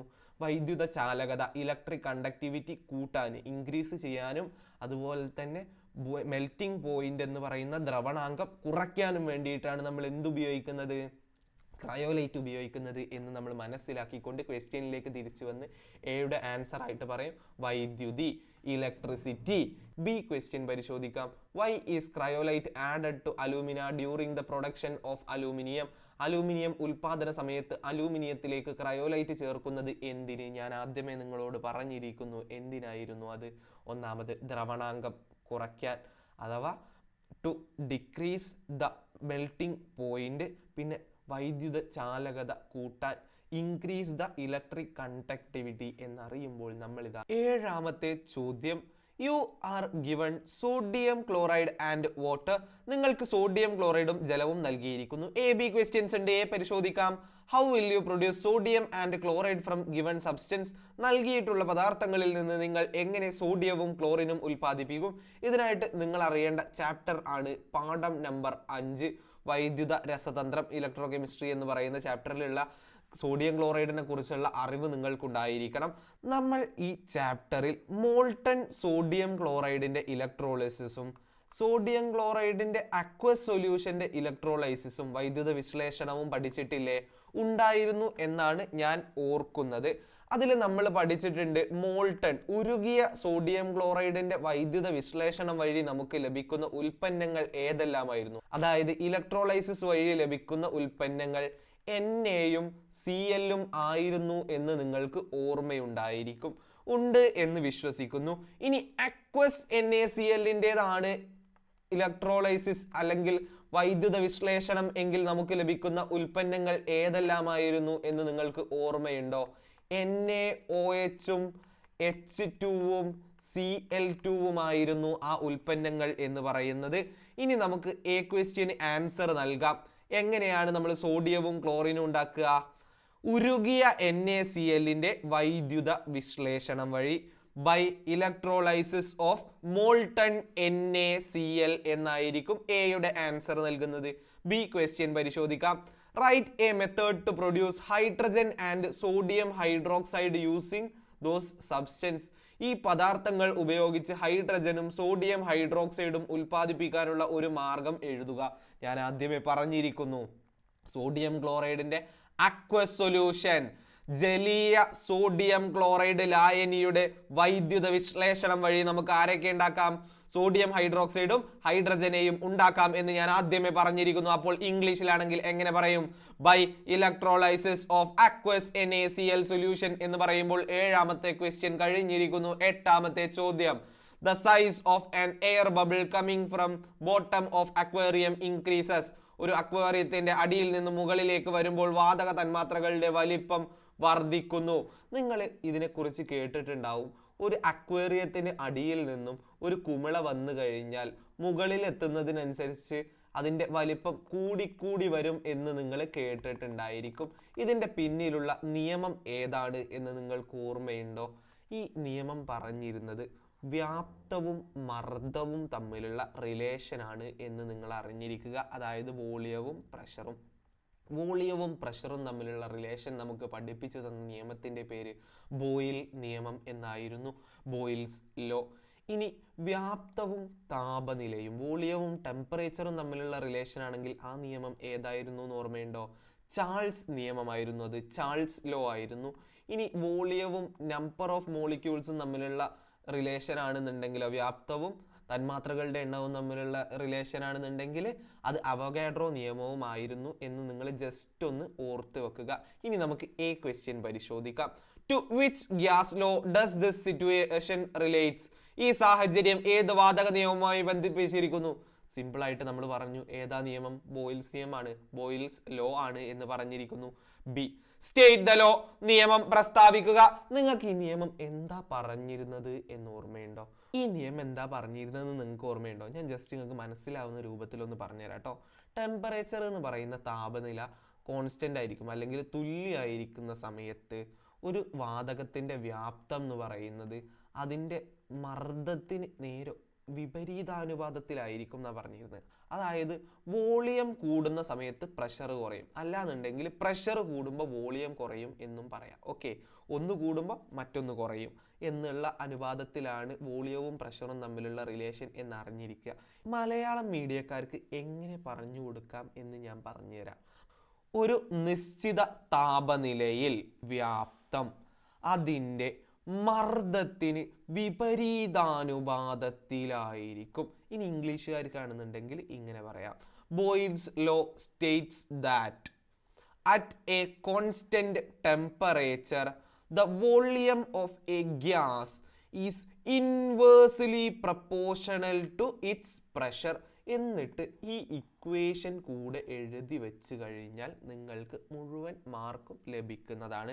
ചില സാഹചര്യങ്ങളിൽ ചില ടീച്ചേഴ്സ് ഈ ഇക്വേഷൻ മാത്രം എഴുതി വെച്ച് കഴിഞ്ഞാൽ മാർക്ക് തരാറുണ്ട് എന്നുള്ളത് ഓർത്ത് വെക്കുക. പക്ഷെ പ്രസ്താവിക്കാൻ കഴിഞ്ഞു കഴിഞ്ഞാൽ, സ്റ്റേറ്റ് ചെയ്യാൻ കഴിഞ്ഞ് കഴിഞ്ഞാൽ അതായിരിക്കും ഏറ്റവും ബെസ്റ്റ് എന്ന് പറയുന്നത്. 9ാമത്തെ ചോദ്യത്തിൽ AB ക്വസ്റ്റ്യൻസ് ഉണ്ട്. അതിൽ ആദ്യം A പരിശോധിക്കാം. The subshell electron configuration of element X is given. X എന്ന മൂലകത്തിന്റെ സബ്ഷെൽ ഇലക്ട്രോൺ വിന്യാസം നൽകിയിരിക്കുന്നു. എക്സിന് എന്താ നൽകി നോക്കാം. 1s2 2s2 2p6 3s2 3p6 3d5 4s2. ഈ 3d5 എന്ന് കണ്ടതോടു കൂടിയിട്ട് നിങ്ങൾ മനസ്സിലാക്കി വെക്കണം, ഇത് ഏത് ബ്ലോക്കിൽ പെടുന്നവരാണ്? D block മൂലകമായിരിക്കും. കാരണം എന്താണ്? നമ്മൾ നേരത്തെ ഏതോ ഒരു ചോദ്യത്തിൽ ഡിസ്കസ് ചെയ്തില്ലായിരുന്നോ, 4s നിറഞ്ഞതിന് ശേഷം മാത്രമേ 3d നിറയുകയുള്ളൂ. അത് നടക്കൽ എപ്പോഴും ഏത് ബ്ലോക്കിലായിരുന്നു? ഡി ബ്ലോക്കിലായിരുന്നു എന്ന് ജസ്റ്റ് ഒന്ന് ഓർത്ത് വെക്കുക. ഓക്കെ ആണെന്ന് വിശ്വസിക്കുന്നു. ഇനി AB ക്വസ്റ്റ്യൻസ് നോക്കാം. What is atomic number of X? എക്സിന്റെ അറ്റോമിക് നമ്പർ എത്ര? അറ്റോമിക് നമ്പർ കണ്ടുപിടിക്കാൻ എളുപ്പ. ഇതിലുള്ള ഇലക്ട്രോണുകളുടെ എണ്ണം കൂട്ടിയാൽ മതി. ഇലക്ട്രോണുകൾ എവിടെയുള്ളത്? സബ്ഷെല്ലിന് മുകളിലായിട്ട് എഴുതിയതാണ് എന്ത്? ഇലക്ട്രോണുകൾ എന്ന് പറയുന്നത്. അപ്പോൾ ഇതിനെ ഒക്കെ കൂടെ ഒന്ന് കൂട്ടാൻ പോവാണ്. 2 2 4 4 6 10 10 2 12 12 6 18 18 2 20 20 5 25. അറ്റോമിക് നമ്പർ എന്ന് പറയുന്നത് അപ്പോൾ എത്രയാണ്? 25 ആണ് എന്ന് മനസ്സിലാക്കുക. B question. Find the group to which X belongs to. X ഉൾപ്പെടുന്ന ഗ്രൂപ്പ് ഏതാണ്? നിങ്ങൾക്ക് ഗ്രൂപ്പുകളൊക്കെ അറിയില്ലേ? 1 2 ഗ്രൂപ്പുകൾ പെടുന്ന ഏതാണ് ബ്ലോക്ക്? എസ് ബ്ലോക്ക് ആണ്. ഇനി 3 മുതൽ 12 വരെയാണെന്നുണ്ടെങ്കിൽ അവൻ്റെ ബ്ലോക്ക് ഏതാണ്? ഡി ബ്ലോക്ക് ആണ്.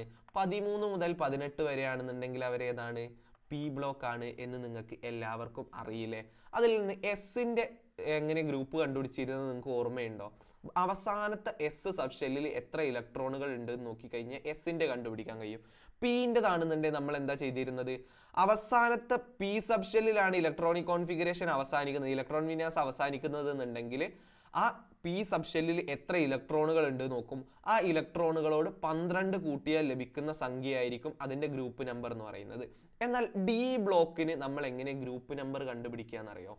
അവസാനത്തെ എസ് സബ്ഷെല്ലിലും, എവിടേക്കാണ്? അവസാനത്തെ എസ് സബ്ഷെല്ലിലും തൊട്ടുള്ളിലുള്ള ഡി സബ്ഷെല്ലിലുള്ള ഇലക്ട്രോണുകളുടെ എണ്ണം തമ്മിൽ കൂട്ടിയാൽ എന്ത് വാല്യൂ ആണോ നമുക്ക് ലഭിക്കുക അതായിരിക്കും ഗ്രൂപ്പ് നമ്പർ എന്ന് പറയുന്നത്. അങ്ങനെയാണെന്നുണ്ടെങ്കിൽ ഇവിടുത്തെ എസ്സിൽ എത്ര ഇലക്ട്രോണുകളാണുള്ളത്? 2 ഇലക്ട്രോണുകളാണുള്ളത് 4s. ഇനി 3Dയിലാണെങ്കിലോ 5 ഇലക്ട്രോണുകൾ. ഇതിനെ 2 എണ്ണത്തിനെയും കൂടെ ഞാൻ കൂട്ടാൻ പോവുകയാണ്. അപ്പൊ എനിക്ക് കിട്ടും 7. അപ്പൊ ഗ്രൂപ്പ് നമ്പർ എത്രയായിരിക്കും? 7 ആയിരിക്കും എന്ന് നിങ്ങൾ അറിയുമ്പോൾ ബി ക്വസ്റ്റ്യനിലേക്ക്. An element A belongs to 4th period.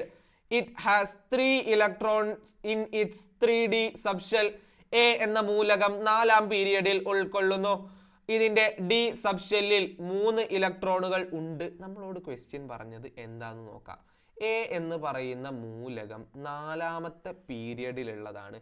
Period തന്നു കഴിഞ്ഞാൽ നിങ്ങൾ മനസ്സിലാക്കണം അതിന്റെ ഷെല്ലുകളുടെ എണ്ണം എന്ന് പറയുന്നത് എത്രയാണ്? 4 ഷെല്ലുകളായിരിക്കും അതിനുണ്ടായിരിക്കുക. കൂടാതെ മറ്റൊരു കാര്യം പറഞ്ഞിരിക്കുന്നത് 3Dയിലുള്ളത് എത്ര ഇലക്ട്രോൺ എന്നാണ്?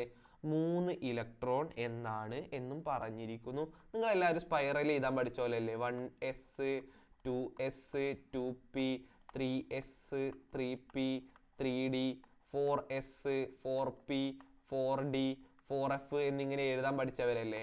അതിനിങ്ങനെ ചരിച്ച് വരച്ചിട്ട് നമ്മൾ ഈ സബ്ഷെല്ലിന്റെ എനർജി ലെവൽ കൂടി വരുന്നത് എങ്ങനെയാന്ന് എന്നും പഠിച്ചു വെച്ചവരാണ്. അങ്ങനെയാണെന്നുണ്ടെങ്കിൽ ഞാൻ നിങ്ങൾക്ക് വേണ്ടിയിട്ട് ജസ്റ്റ് ഇവിടെ എനർജി കൂടി വരുന്ന രൂപം ഒന്ന് എഴുതി വെക്കുന്നുണ്ട്. ജസ്റ്റ് നിങ്ങൾ കണ്ടാൽ മാത്രം മതി. എന്താന്ന് വെച്ച് കഴിഞ്ഞാൽ ഞാൻ നേരത്തെ പറഞ്ഞു തന്ന ഓഫ് ബാ പ്രിൻസിപ്പളിന്റെ എല്ലാത്തിൻ്റെ ആപ്ലിക്കേഷൻ ഇതിൽ നിന്നാട്ടോ വരുന്നത്. ഇതിന്റെ എനർജി കൂടി വരുന്ന രൂപമാണ് ഈ എഴുതി വെച്ചിരിക്കുന്നത്. നമുക്ക് എല്ലാവർക്കും അറിയാം ഡി ബ്ലോക്കിലാണെന്നുണ്ടെങ്കിൽ ഇലക്ട്രോണുകൾ പൂരണം നടക്കുമ്പോൾ ഇലക്ട്രോൺ ഫില്ലിങ് നടക്കുന്നത് അവസാനത്തെ എസ്സിൽ നിറഞ്ഞതിന് ശേഷം മാത്രമേ തൊട്ടുള്ളിലുള്ള ഡി സബ്ഷെല്ലിൽ ഇലക്ട്രോണുകൾ നിറയുകയുള്ളൂ എന്നാണ് പറഞ്ഞിട്ടുള്ളത്.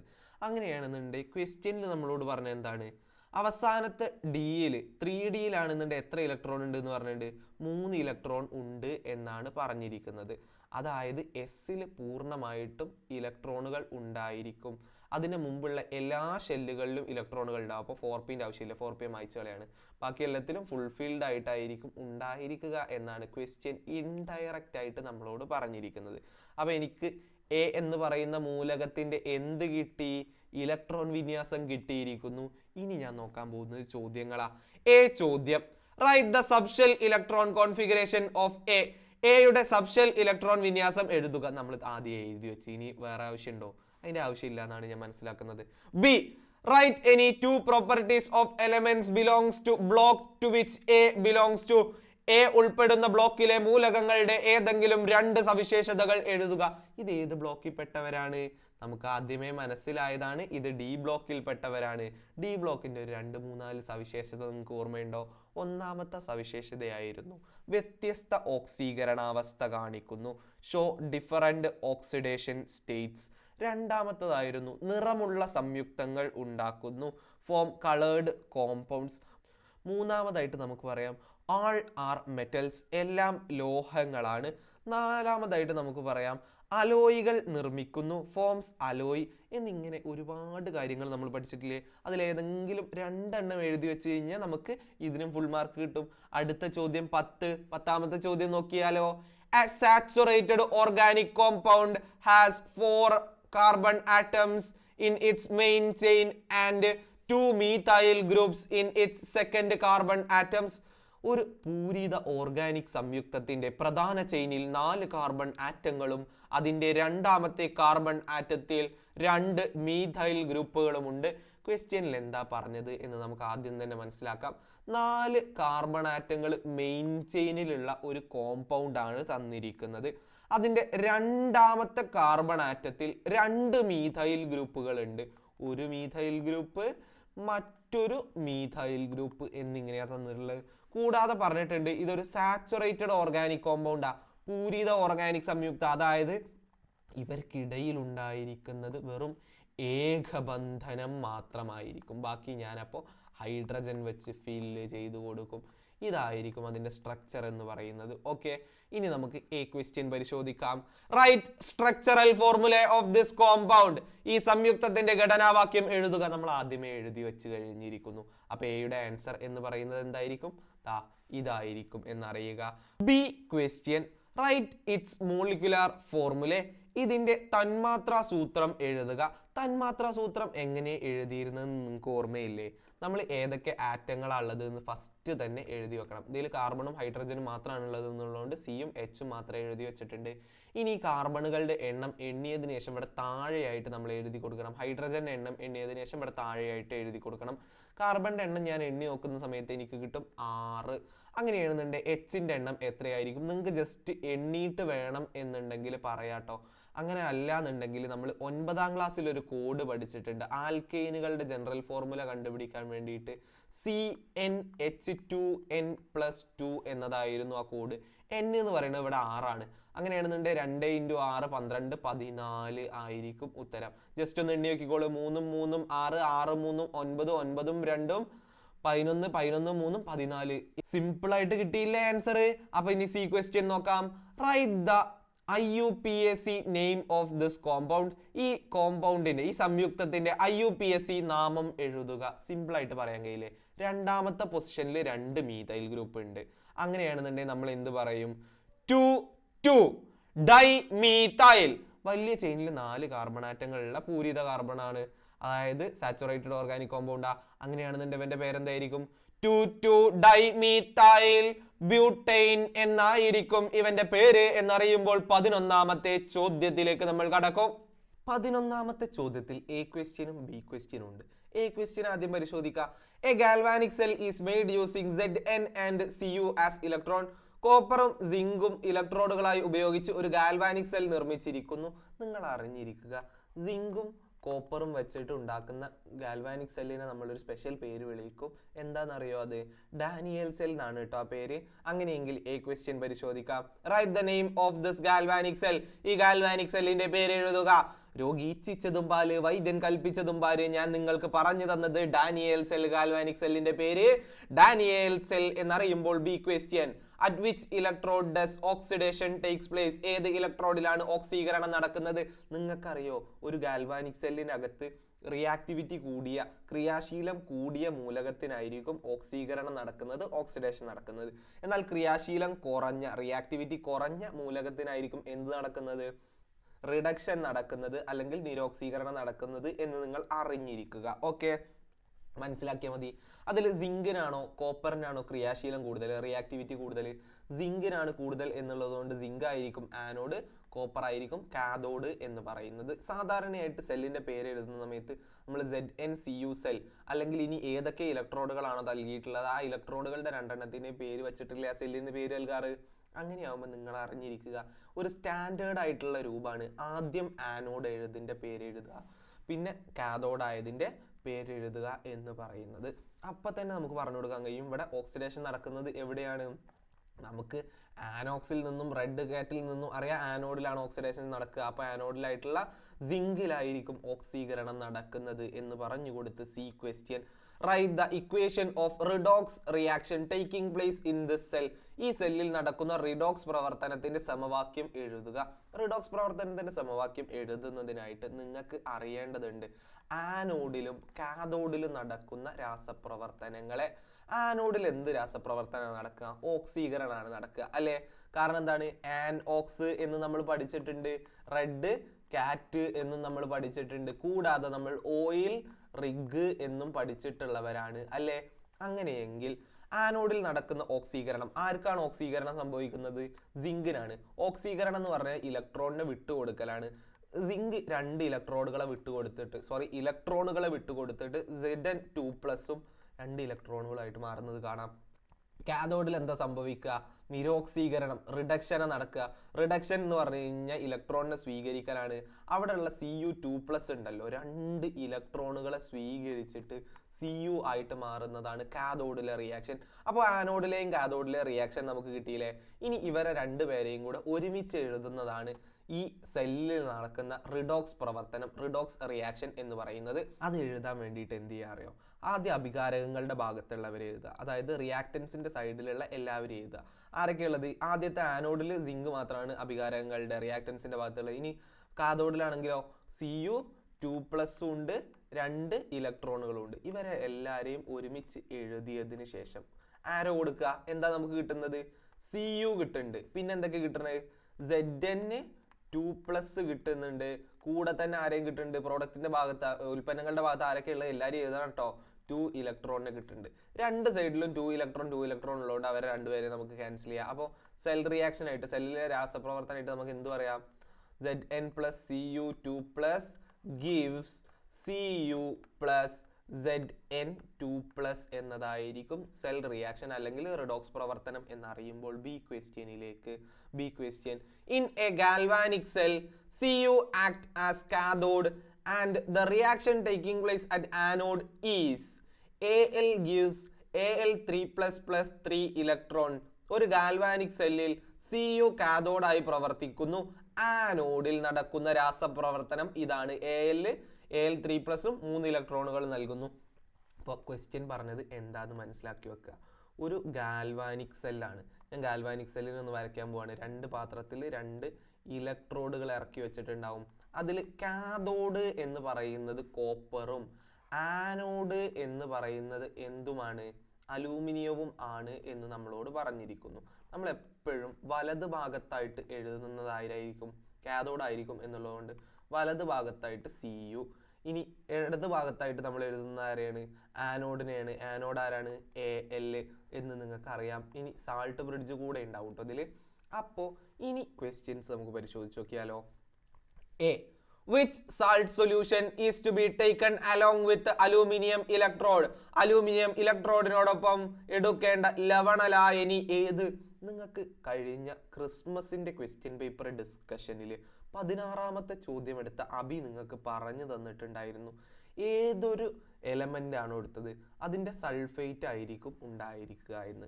അതുകൊണ്ട് തന്നെ നമ്മളിവിടെ അലൂമിനിയത്തിൻ്റെ കേസിൽ എടുക്കാൻ പോകുന്നത് ഏതായിരിക്കും എന്നറിയോ? അലൂമിനിയം സൾഫേറ്റ് ആയിരിക്കും. ഏതായിരിക്കും? അലൂമിനിയം സൾഫേറ്റ് ആയിരിക്കും എടുക്കുക. അതാണ് പ്രിഫറബിൾ ആയിട്ടുള്ള സൊല്യൂഷൻ എന്ന് നിങ്ങൾ അറിഞ്ഞിരിക്കുക. B question, if magnesium rod is used instead of copper, write the direction of flow of electron. ചെമ്പിന് പകരം മഗ്നീഷ്യം ദണ്ട് ഉപയോഗിച്ചാൽ ഇലക്ട്രോൺ പ്രവാഹത്തിന്റെ ദിശ എഴുതുക. എന്താ അവിടെ സംഭവിച്ചത്? ഇവിടെ നമ്മുടെ കയ്യിൽ ഉണ്ടായിരുന്ന കോപ്പറിന് പകരമായിട്ട് അവിടെ ആരെ എടുത്തു? മഗ്നീഷ്യത്തിനെ എടുത്തു. അപ്പോൾ ഇതിന്റെ ഇലക്ട്രോണിന്റെ ഫ്ലോയിൽ എന്തെങ്കിലും മാറ്റം ഉണ്ടാവുമോ എന്നാണ് ചോദിച്ചിട്ടുള്ളത്. കഴിഞ്ഞ ക്രിസ്മസ് എക്സാമിന് അബി നിങ്ങൾക്ക് റിയാക്ടിവിറ്റി സീരീസ് എന്ന് പറയുന്ന ക്രിയാശീല ശ്രേണി പഠിക്കാൻ വേണ്ടിയിട്ട് ഒരു ഷോർട്ട് ഫോം പഠിപ്പിച്ചു തന്നില്ലായിരുന്നു? അതേ ഷോർട്ട് ഫോമാണ് ഞാനിവിടെ ഉപയോഗിക്കാൻ പോകുന്നത്. KNA ഖാദറിൻ്റെ മകൾ സിങ്ക് ഫെനി ടിന്നോട് കൂടി പഞ്ചാബ് ഹൈവേയിൽ കോപ്പറിനെ അഗ്ഗി ഓറ കളഞ്ഞു എന്നായിരുന്നു അവൻ നിങ്ങളെ പഠിപ്പിച്ചിരുന്നത്. അതിൽ നിന്നും നിങ്ങൾക്ക് ക്രിയാശീല ശ്രേണി മനസ്സിലായിരിക്കുന്നു. അതിൽ K potassium, Na sodium, Ca calcium, Mg magnesium, Al aluminium, Z zinc, Fe iron, Ni nickel, Sn tin, Pb lead, H hydrogen, Cu copper, Hg mercury, Ag silver, Au സ്വർണം, ഗോൾഡ് എന്ന് അറിഞ്ഞിരിക്കുക. അതിൽ നിന്ന് തന്നെ നമ്മളോട് പറഞ്ഞിട്ടുള്ളത് ഇവിടെ കോപ്പറിന് പകരം ആരെ വച്ചു എന്നാണ്? മഗ്നീഷ്യത്തെ കൊണ്ടുവന്ന് വച്ചു എന്നാണ് പറഞ്ഞിട്ടുള്ളത്. മഗ്നീഷ്യത്തിന്റെ പൊസിഷൻ ദാ ഇവിടെയാണ്. മഗ്നീഷ്യത്തിന് താഴെയായിട്ടാണ് ആരുടെ പൊസിഷൻ വരുന്നത്? അലൂമിനിയത്തിന്റെ പൊസിഷൻ വരുന്നത്. അലൂമിനിയവും കോപ്പറും ആയിരുന്ന സമയത്ത് അലൂമിനിയത്തിനാണ് ക്രിയാശീലം കൂടുതൽ ഉള്ളത് എന്നുള്ളത് കൊണ്ട്, റിയാക്ടിവിറ്റി കൂടുതൽ അലൂമിനിയത്തിനാണ് എന്നുള്ളത് കൊണ്ട് അലൂമിനിയമായിരുന്നു ആനോഡ്. എന്നാൽ ഇപ്പൊ വന്നിട്ടുള്ളത് അലൂമിനിയം മഗ്നീഷ്യം ആണ്. അലൂമിനിയത്തിനാണോ മഗ്നീഷ്യത്തിനാണോ റിയാക്ടിവിറ്റി എന്ന ക്രിയാശീലം കൂടുതലുള്ളത്?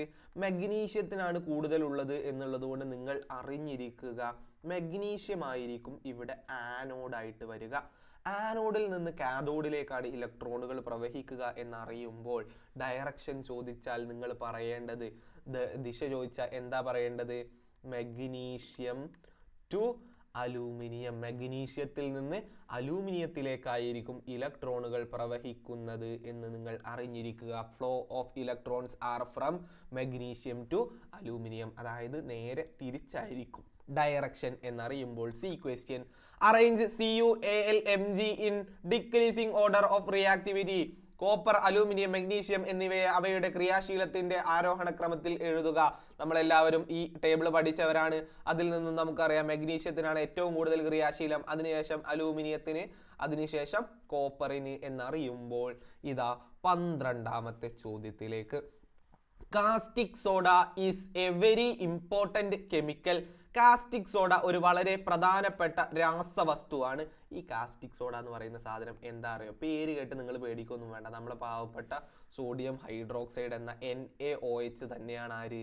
കാസ്റ്റിക് സോഡ എന്ന് പറയുന്നത്.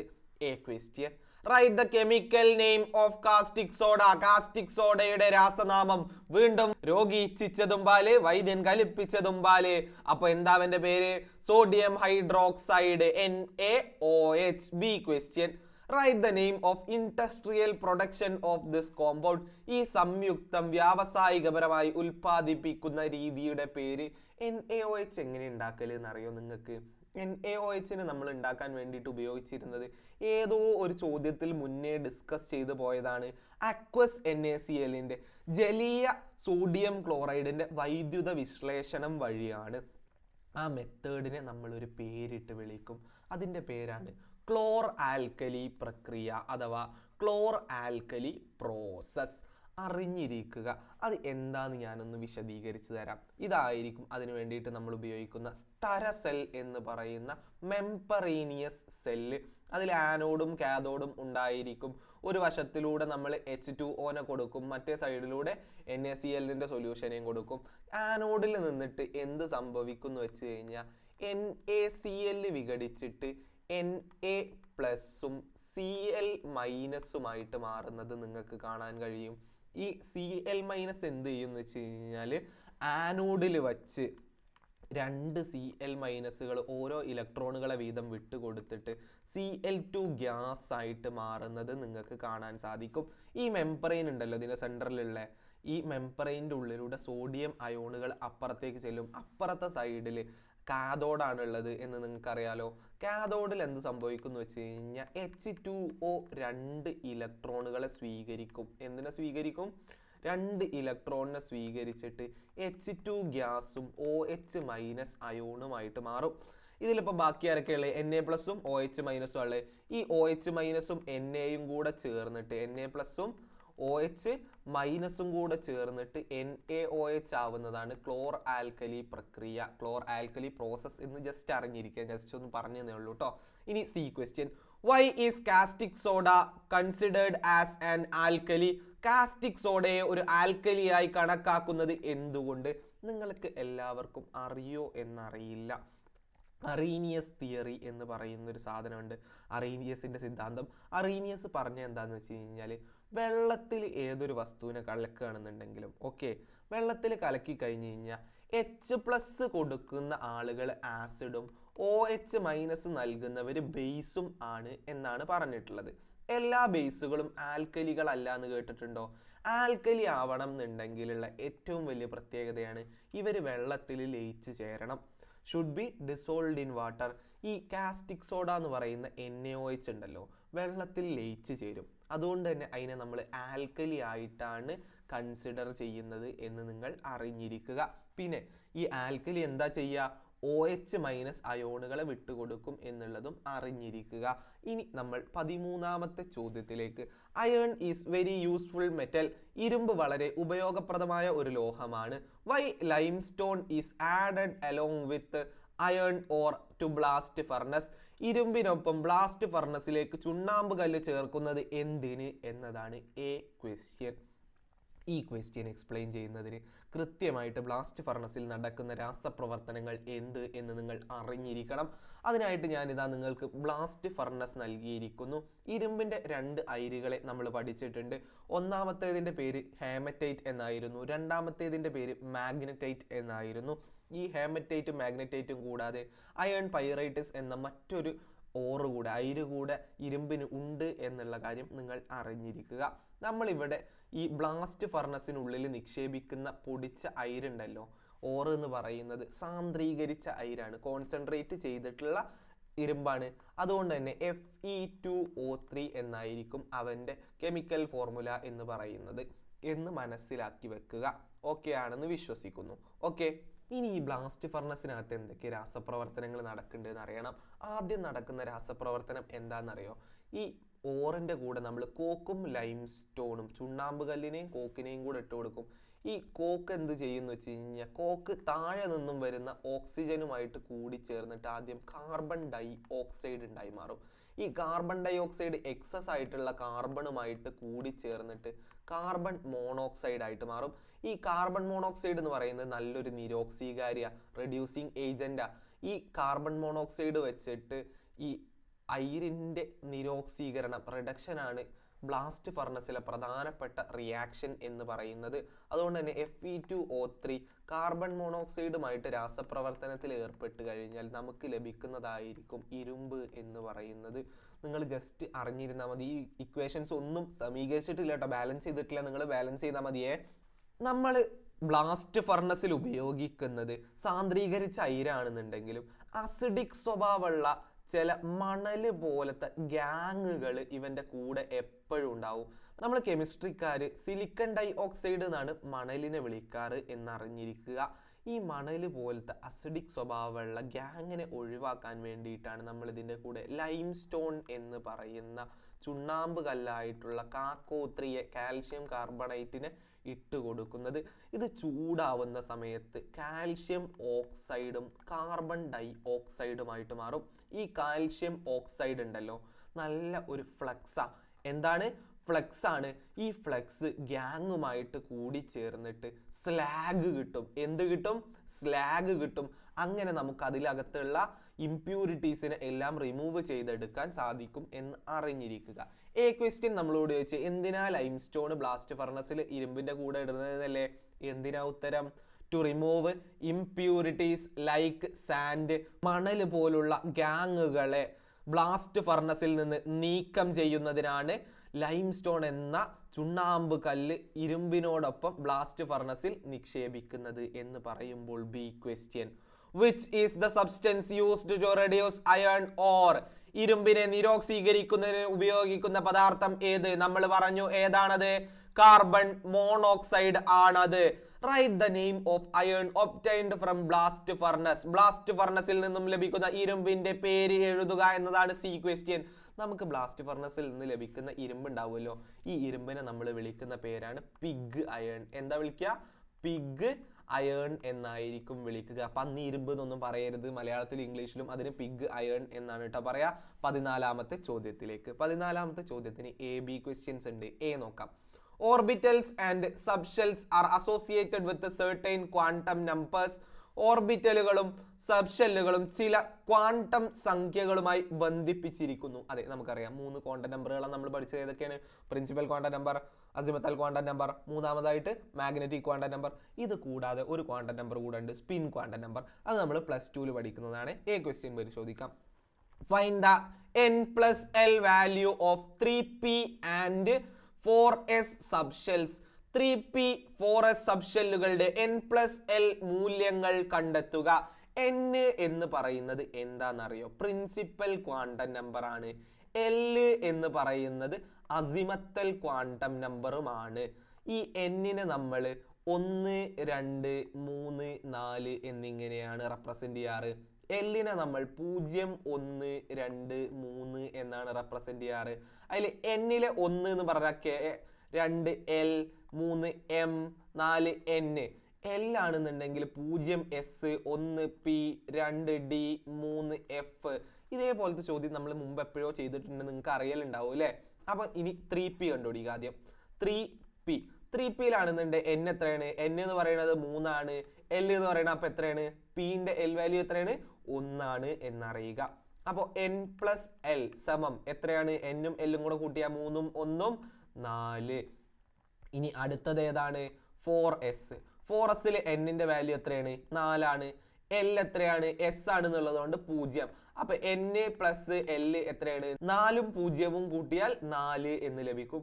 അപ്പോൾ 3p-ന്റെയും 4s-ന്റെയും n+L വാല്യൂ എന്ന് പറയുന്നത് 4 തന്നെയാണ് അല്ലേ? രണ്ടെണ്ണത്തിനും 4 4 വീതമാണെന്ന് നിങ്ങൾ പറഞ്ഞു കൊടുക്കുക. ഇനി B question. Which of them has more energy? Justify your answer. ഇവയിൽ ഏതിനാണ് കൂടുതൽ ഊർജ്ജമുള്ളത്? നിങ്ങളുടെ ഉത്തരം സാധൂകരിക്കുക. നിങ്ങൾക്കറിയോ ഏതിനായിരിക്കും ഊർജ്ജം കൂടുതൽ എന്നുള്ളത്? മുമ്പ് എപ്പോഴും ഞാൻ പറഞ്ഞു ഓഫ് പ്രിൻസിപ്പൾ അനുസരിച്ച് n+L വാല്യൂ വെച്ചിട്ട് നമുക്ക് ഇത് കണ്ടുപിടിക്കാമെന്ന്. എന്ത് കണ്ടുപിടിക്കാം? ഊർജ്ജം കണ്ടെത്താമെന്ന്. പക്ഷേ ഇത് രണ്ടും തുല്യമാണെന്നുള്ളത് കൊണ്ട് നിങ്ങൾക്ക് ഒരു കൺഫ്യൂഷൻ വന്നില്ലേ? ഇതിൽ എനർജി കൂടുതൽ ഉണ്ടായിരിക്കുക ആർക്കാന്നറിയോ? ഒരു സംശയവും വേണ്ട, ഫോറസിനായിരിക്കും. എന്തിനാണ്? ഫോറസിനാണ്. അതിന് കാരണം എന്താണെന്നറിയോ? n+L വാല്യൂ തുല്യമായി കഴിഞ്ഞാൽ പിന്നെ നമ്മൾ നോക്കേണ്ടത് n-ന്റെ മൂല്യമാണ്, അതായത് പ്രിൻസിപ്പൽ ക്വാണ്ടം നമ്പർ. ഈ ഫോറസിനാണ് പ്രിൻസിപ്പൽ ക്വാണ്ടം നമ്പർ കൂടുതലുള്ളത്. പ്രിൻസിപ്പൽ ക്വാണ്ടം നമ്പർ 4 ആയതുകൊണ്ട് 4 3-നേക്കാൾ വലുതാണ് എന്നുള്ളത് കൊണ്ടാണ് ഫോറസിന് ഊർജ്ജം കൂടുതലുള്ളത് എന്ന് നിങ്ങൾ മനസ്സിലാക്കി വെക്കുക. Because the 4s has higher n value than എന്തിനേക്കാളും 3p എന്ന് പറഞ്ഞു കൊടുത്തു കഴിഞ്ഞ ആൻസർ ആയി 14-ലെ ബി ക്വസ്റ്റ്യനിലേക്ക്. A subshell has an n value of 3 and L value 2. ഒരു സബ്ഷെല്ലിന് n മൂല്യം 3ഉം L മൂല്യം 2ഉം ആണ്. നമ്മൾ ആദ്യം പഠിച്ചു n വാല്യൂ എത്രയെന്നാ പറഞ്ഞത്? 3 എന്നാണ് പറഞ്ഞിട്ടുള്ളത് അല്ലേ? L വാല്യൂ 2 എന്നാ പറഞ്ഞത്. L 0 ഏതാണ്? L 0 എന്ന് പറഞ്ഞു കഴിഞ്ഞാൽ S ആണ്, 1 എന്ന് പറഞ്ഞു കഴിഞ്ഞാൽ P ആണ്, 2 എന്ന് പറഞ്ഞു കഴിഞ്ഞാൽ D ആണ്, 3 എന്ന് പറഞ്ഞു കഴിഞ്ഞാൽ എഫ് ആണ് എന്നറിയാം. നമ്മളോട് പറഞ്ഞത് n വാല്യൂ 3 എന്നാണ്, അപ്പൊ 3. ഇനി l വാല്യൂ എത്ര പറഞ്ഞത് 2, അതായത് d. അപ്പൊ നമ്മളോട് ഇവിടെ സംസാരിച്ചുകൊണ്ടിരിക്കുന്നത് 3D സബ്ഷെല്ലിനെ കുറിച്ചാണ് എന്ന് മനസ്സിലാക്കിക്കൊണ്ട് നമ്മൾ ABC ക്വസ്റ്റ്യൻസ് നോക്കും.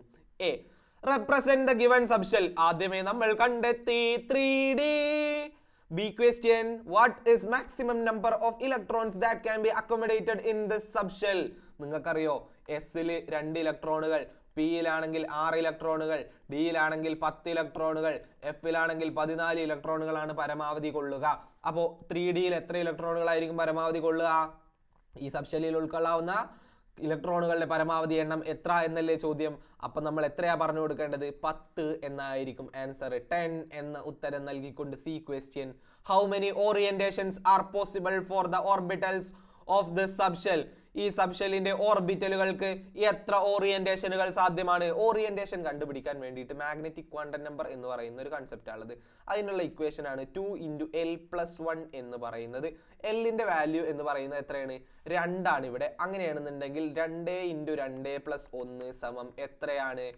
5 ആയിരിക്കും സിയുടെ ആൻസർ എന്നറിയുമ്പോൾ നമ്മൾ അടുത്ത ചോദ്യത്തിലേക്ക്, അടുത്ത ചോദ്യം നമ്പർ 15.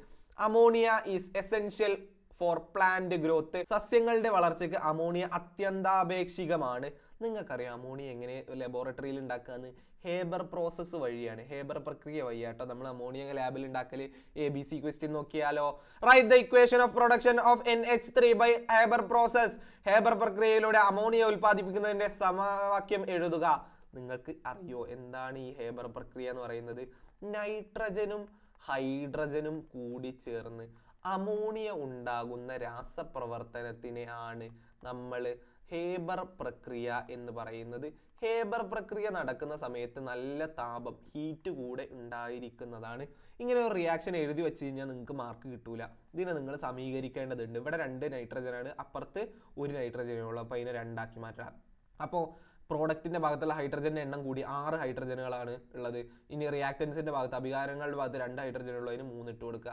അങ്ങനെ നിങ്ങൾ സമീകരിച്ചു കഴിഞ്ഞാൽ നിങ്ങൾക്ക് അതിന് ഫുൾ മാർക്ക് കിട്ടുന്നതാണ്. B question, what is the effect of pressure in reaction after reaching equilibrium? സന്തുലിതാവസ്ഥയിൽ എത്തിച്ചേർന്ന ശേഷം ഈ രാസപ്രവർത്തനത്തിന് മർദ്ദത്തിനുള്ള സ്വാധീനം എന്താണ്? മർദ്ദത്തിന്റെ സ്വാധീനം എന്താണെന്ന് നിങ്ങൾക്കറിയോ? മർദ്ദം കൂടിക്കഴിഞ്ഞാൽ, പ്രഷർ കൂടിക്കഴിഞ്ഞാൽ എപ്പോഴും മോളുകളുടെ എണ്ണം കൂടുതലുള്ള ഭാഗത്ത് നിന്ന് മോളുകളുടെ എണ്ണം കുറവുള്ള ഭാഗത്തേക്ക് റിയാക്ഷൻ ഷിഫ്റ്റ് ആവും. ഇത് സന്തുലിതാവസ്ഥയിൽ എത്തിക്കഴിഞ്ഞാൽ റിയാക്ഷൻ എന്തായി മാറും അറിയോ? N2+3H2 റിവേഴ്സിബിളിന്റെ ചിഹ്നം വെക്കുക. 2NH3 പ്ലസ് താപം അഥവാ ഹീറ്റ് എന്നായി മാറും റിയാക്ഷൻ. ഇനി 2 സൈഡിലും ഉള്ള മോളുകളുടെ എണ്ണം കണ്ടെത്തുക. ഇവിടെ നൈട്രജൻ 1 എണ്ണം, ഹൈഡ്രജൻ 3 എണ്ണം, അപ്പുറത്തെ സൈഡിൽ 2 എണ്ണം. അതായത് അഭികാരകങ്ങളുടെ ഭാഗത്ത് 3 മോളും ഉൽപ്പന്നങ്ങളുടെ ഭാഗത്ത് 2 മോളുമാണുള്ളത്. മോളുകളുടെ എണ്ണം കൂടുതൽ എവിടെയുള്ളത്? അഭികാരകങ്ങളുടെ ഭാഗത്തല്ലേ, റിയാക്ടൻസിന്റെ പാർട്ടിലല്ലേ, പ്രോഡക്ട്സിന്റെ ഭാഗത്ത് കുറവല്ലേ. അതുകൊണ്ട് തന്നെ പ്രഷർ കൂടിക്കഴിഞ്ഞാൽ എന്താ സംഭവിക്കുക എന്ന് നിങ്ങൾക്ക് അറിയില്ലേ? മോളുകളുടെ എണ്ണം കൂടുതലുള്ള ഭാഗത്ത് നിന്ന് കുറവുള്ള ഭാഗത്തേക്ക് രാസപ്രവർത്തനം കൂടും. അപ്പോൾ ഇവിടെ പ്രഷർ കൂടിക്കഴിഞ്ഞാൽ എന്താ സംഭവിക്കുക അറിയോ? റിയാക്ടൻസിന്റെ ഭാഗത്ത് മോളുകളുടെ എണ്ണം കൂടുതലാണെന്നുള്ളതുകൊണ്ട് പുരോപ്രവർത്തനത്തിന്റെ നിരക്ക് കൂടും. എന്ത് കൂടും? The rate of forward reaction increases. എന്താ സംഭവിക്കുക? പുരോപ്രവർത്തനത്തിന്റെ നിരക്ക് വർദ്ധിക്കുന്നു എന്ന് നിങ്ങൾ അറിഞ്ഞിരിക്കുക. C question, why 450 degree centigrade is used as optimum temperature in Haber process? Haber പ്രക്രിയയിൽ 450 ഡിഗ്രി സെന്റിഗ്രേഡ് എന്തുകൊണ്ടാണ് അനുകൂല താപനിലയായി ഉപയോഗിക്കുന്നത്? നിങ്ങൾക്കറിയോ, ഒരു രാസപ്രവർത്തനം നടക്കണം എന്നുണ്ടെങ്കിൽ ഉണ്ടല്ലോ, അഭികാരകങ്ങൾക്ക് പ്രത്യേകമായിട്ടുള്ളൊരു ഊർജം കൈവരിക്കേണ്ടതുണ്ട്. വ്യക്തമായിട്ടുള്ള ഊർജം കൈവരിച്ചാൽ മാത്രമേ എന്ത് സംഭവിക്കുള്ളൂ? രാസപ്രവർത്തനം നടക്കുകയുള്ളൂ. കുറഞ്ഞ താപനിലയിലാണെന്നുണ്ടെങ്കിൽ അഭികാരകങ്ങൾക്ക് ആവശ്യത്തിനുള്ള ഊർജം കിട്ടിയിട്ടുണ്ടാവില്ല. ആ മിനിമം ഊർജം ഉണ്ടല്ലോ രാസപ്രവർത്തനം നടക്കാൻ വേണ്ടി, ആ ഊർജത്തിനെ നമ്മൾ വിളിക്കുന്നത് ത്രെഷോൾഡ് എനർജി എന്നാണ്. ഈ ത്രെഷോൾഡ് എനർജി എത്താത്തത് കൊണ്ട് തന്നെ രാസപ്രവർത്തനം ഭയങ്കരമായിട്ട് നടക്കൂല. അപ്പോൾ ത്രെഷോൾഡ് എനർജി കിട്ടാൻ വേണ്ടിയിട്ടാണ് നമ്മൾ 450 ഡിഗ്രി സെന്റിഗ്രേഡിനെ ഒപ്റ്റിമം ടെമ്പറേച്ചർ ആയിട്ട് വെക്കുന്നത്. ഇങ്ങനെ പറഞ്ഞു കൊടുത്തോളൂ. At lower temperature the number of molecules having threshold energy will be less and so 450 degree centigrade is taken as optimum temperature. താഴ്ന്ന താപനിലയിൽ ത്രെഷോൾഡ് എനർജി കൈവരിച്ച തന്മാത്രകളുടെ എണ്ണം വളരെ കുറവായിരിക്കും. അതിനാൽ 450 ഡിഗ്രി അനുകൂല താപനിലയായി സ്വീകരിക്കുന്നു എന്ന് പറയുമ്പോൾ 16ാമത്തെ ചോദ്യത്തിലേക്ക്. A sample of CO2 gas contains 176 gram of carbon dioxide. Carbon ഡൈ ഓക്സൈഡിന്റെ ഒരു സാമ്പിളിൽ 176 ഗ്രാം കാർബൺ ഡൈ ഓക്സൈഡ് അടങ്ങിയിരിക്കുന്നു. അപ്പോൾ എ ക്വസ്റ്റ്യനും ബി ക്വസ്റ്റ്യനും അല്ലേ? എ പരിശോധിക്കാം. What is the volume of sample at STP? STPയിൽ ഈ സാമ്പിളിന്റെ വ്യാപ്തം എത്ര? നിങ്ങൾക്കറിയോ? 22.4 ലിറ്റർ ആണ് ഒരു മോളിന് STPയിൽ വേണ്ട വ്യാപ്തം എന്ന് പറയുന്നത്.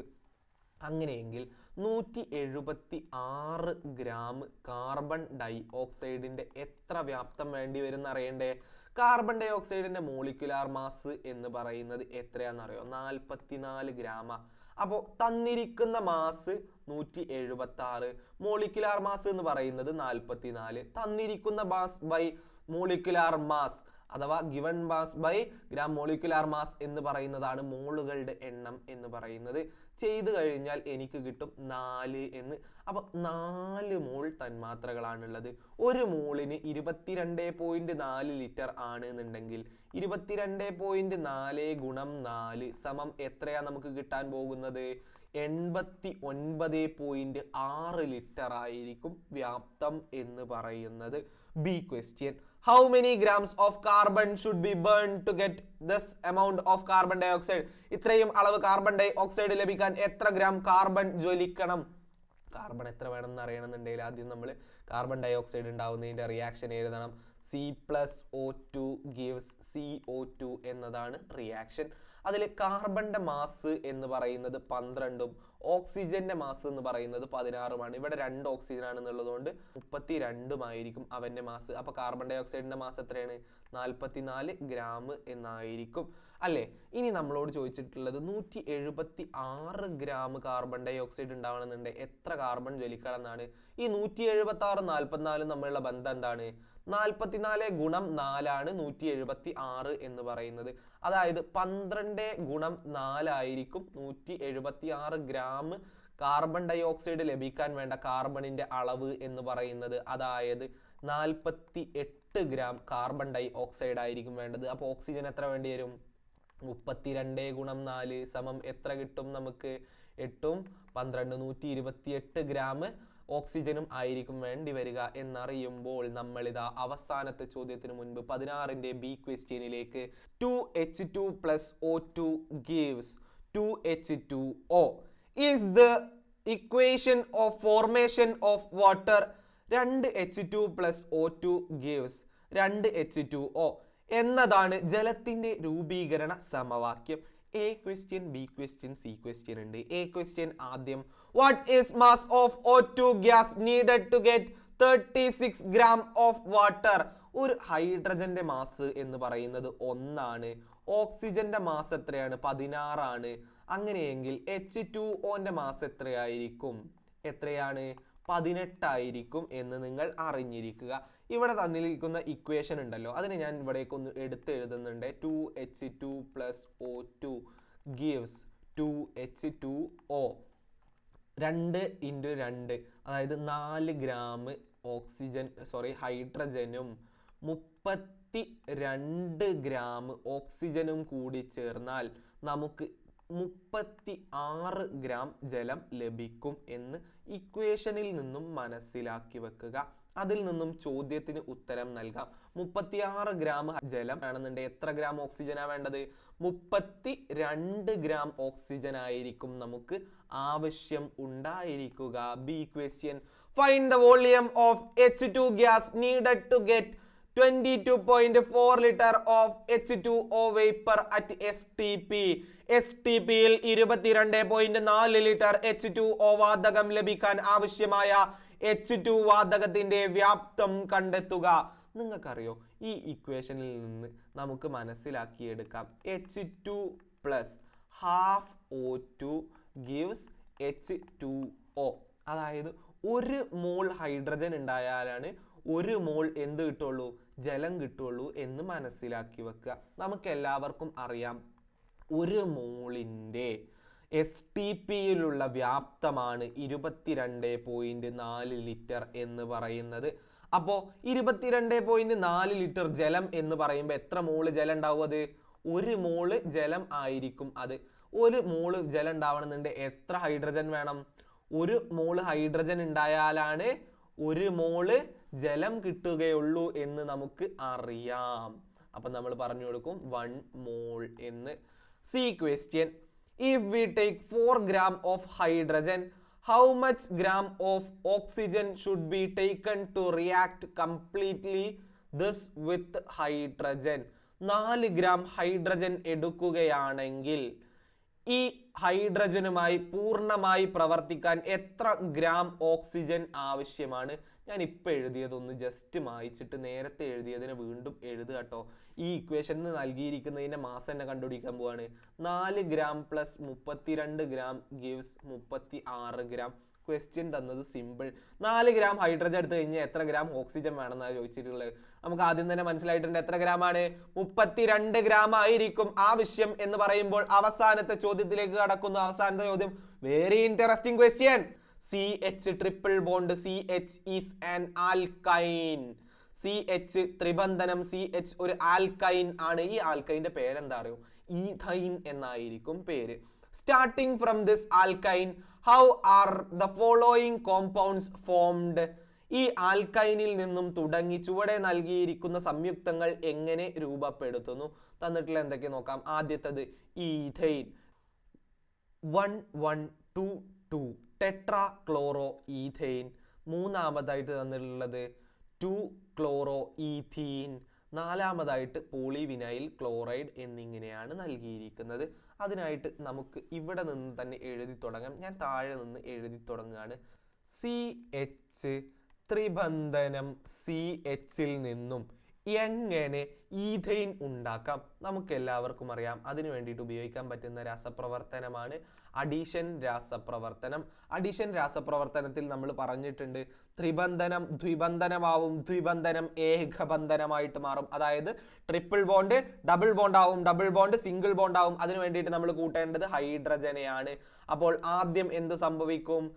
ആദ്യം ഒരൊറ്റ H2 മോളിക്യൂൾ ചെന്നിട്ട് CH2 ഡബിൾ ബോണ്ട് CH2 ആക്കിയിട്ട് മാറും. പിന്നെയും അതിലേക്ക് ഒരു H2 മോളിക്യൂളും കൂടി ചേർന്നിട്ട് നമുക്ക് എന്ത് കിട്ടും? CH3 സിംഗിൾ ബോണ്ട് CH3 ലഭിക്കുന്നതാണ് എ ക്വസ്റ്റ്യന്റെ ആൻസർ എന്ന് പറയുന്നത്. ഇനി നമുക്ക് ഉണ്ടാക്കേണ്ടത് 1,1,2,2 ടെട്രാ ക്ലോറോ ഈഥൈനെയാണ്. അതിൽ സ്റ്റാർട്ടിംഗ് മെറ്റീരിയൽ എന്ന് പറയുന്നത് CH ട്രിപ്പിൾ ബോണ്ട് CH തന്നെയാണ്. ഇതിനായിട്ട് നമുക്ക് ഉപയോഗിക്കാൻ കഴിയുന്ന മെത്തേഡിന്റെ പേരെന്താണ്? അഡീഷൻ രാസപ്രവർത്തനം തന്നെയാണ്. പക്ഷേ നമ്മൾ ഇവിടെ ഉപയോഗിക്കാൻ പോകുന്നത് ക്ലോറിൻ ആണ്. എന്താണ്? ക്ലോറിൻ ആണ്. ആദ്യം നമ്മൾ ഒരു ക്ലോറിൻ ആറ്റത്തിനെയാണ് ആഡ് ചെയ്യുക.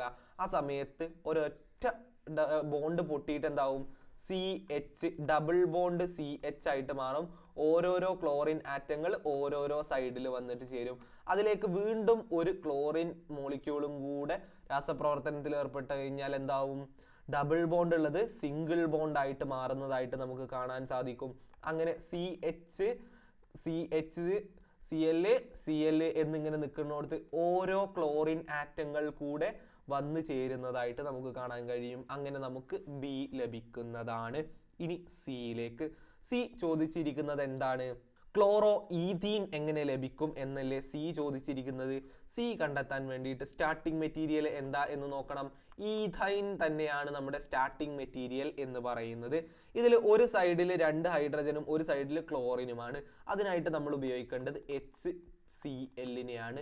HCl ആഡ് ചെയ്ത് കഴിഞ്ഞാൽ എന്ത് സംഭവിക്കും അറിയാം? ത്രിബന്ധനമുള്ളത് ദ്വിബന്ധനമായിട്ട് മാറും. CH ഡബിൾ ബോണ്ട് CH, ഒരു സൈഡിൽ ഒരു ക്ലോറിൻ ആറ്റവും മറ്റൊരു സൈഡിൽ ഹൈഡ്രജൻ ആറ്റവും വന്നു ചേരുമ്പോൾ നമുക്ക് ലഭിക്കും ക്ലോറോ ഈഥീൻ. ഈ ക്ലോറോ ഈഥീന് വേറൊരു പേരും കൂടെ ഉണ്ട്, വിനൈൽ ക്ലോറൈഡ് എന്ന പേര്. എന്താണ്? Vinyl chloride. ഇനി വിനൈൽ ക്ലോറൈഡിൽ നിന്നും നമുക്ക് PVC ഉണ്ടാക്കൽ വളരെ എളുപ്പമാണ്. എന്ത് ചെയ്യാന്നറിയോ? N എണ്ണം വിനൈൽ ക്ലോറൈഡിനെ എടുക്കുക. എന്തിനെടുക്കുക? വിനൈൽ ക്ലോറൈഡിനെ എടുക്കുക. ഈ വിനൈൽ ക്ലോറൈഡിനെ പോളിമറൈസേഷന് വിധേയമാക്കുക. പോളിമറൈസേഷന് വിധേയമാക്കി കഴിഞ്ഞാൽ നമുക്ക് ലഭിക്കുന്നതായിരിക്കും പോളി വിനൈൽ ക്ലോറൈഡ്. എന്താ ലഭിക്കുക? Poly vinyl chloride. അതിനെയാണ് നമ്മൾ ചുരുക്കി PVC എന്ന് വിളിക്കുന്നത് എന്നറിയുമ്പോൾ 17 ചോദ്യങ്ങൾ ഇതാ ഡിസ്കസ് ചെയ്ത് കഴിഞ്ഞിരിക്കുന്നു. ഫൈനലി 17 ചോദ്യങ്ങൾ നമ്മൾ ഡിസ്കസ് ചെയ്തിരിക്കുകയാണ്. എത്ര പേര് ഇത് മുഴുവനായിട്ട് കണ്ടു എന്നുള്ളത് എനിക്കറിയില്ല. മുഴുവനായിട്ട് കണ്ടിട്ടുള്ളവരെല്ലാവരും ഒരു ഫയർ ഇമോജി താഴെ കമന്റിൽ രേഖപ്പെടുത്തുക. അതുപോലെ തന്നെ വീഡിയോയുടെ അഭിപ്രായങ്ങളും കാര്യങ്ങളും എല്ലാം നിങ്ങൾ കമന്റ് ആയിട്ട് അറിയിക്കുക. ഇനി ഡൗട്ടുകളോ കാര്യങ്ങളോ എന്തെങ്കിലും ഉണ്ട് എന്നുണ്ടെങ്കിൽ എന്നെ കോൺടാക്ട് ചെയ്യാനുള്ള ഡീറ്റെയിൽസ് ഞാൻ ഡിസ്ക്രിപ്ഷനിൽ നൽകുന്നുണ്ട്. അത് ചെക്കൗട്ട് ചെയ്യാം. അല്ല എന്നുണ്ടെങ്കിൽ നിങ്ങൾക്ക് കമന്റിൽ തന്നെ ചോദിക്കാവുന്നതാണ്. മറ്റൊരു കാര്യം ഓർമ്മിപ്പിക്കാനുള്ളത് ഓർബിറ്റ് വിന്നേഴ്സിലെ അഡ്മിഷനെ കുറിച്ചിട്ടാണ്. 8, 9, 10 ക്ലാസ്സുകളിൽ 2026-27 അധ്യയന വർഷത്തിൽ പഠിക്കുന്ന വിദ്യാർത്ഥികൾക്ക് വേണ്ടിയിട്ടുള്ള അഡ്മിഷൻ ആണ് ഇപ്പോൾ ആരംഭിച്ചിട്ടുള്ളത്. താല്പര്യമുള്ള വിദ്യാർത്ഥികളെ, നിങ്ങളുടെ അനിയന്മാരെ, അനിയത്തികളെ എല്ലാവരെയും ഉടൻ തന്നെ ജോയിൻ ചെയ്യിപ്പിക്കണം എന്ന് ഓർമ്മിപ്പിച്ചുകൊണ്ട് ഈ വീഡിയോ ഇവിടെ വൈൻഡപ്പ് ചെയ്യുന്നു. അടുത്തൊരു വീഡിയോയുമായി വീണ്ടും കാണാം. അതുവരേക്കും bye bye. Just A second, നമ്മൾ അടുത്ത ഞായറാഴ്ചയിലായിരിക്കും സെറ്റ് സിയുടെ ആൻസർ ഡിസ്കഷനുമായിട്ട് വരിക. അതുവരേക്കും സ്റ്റേ ട്യൂൺഡ്.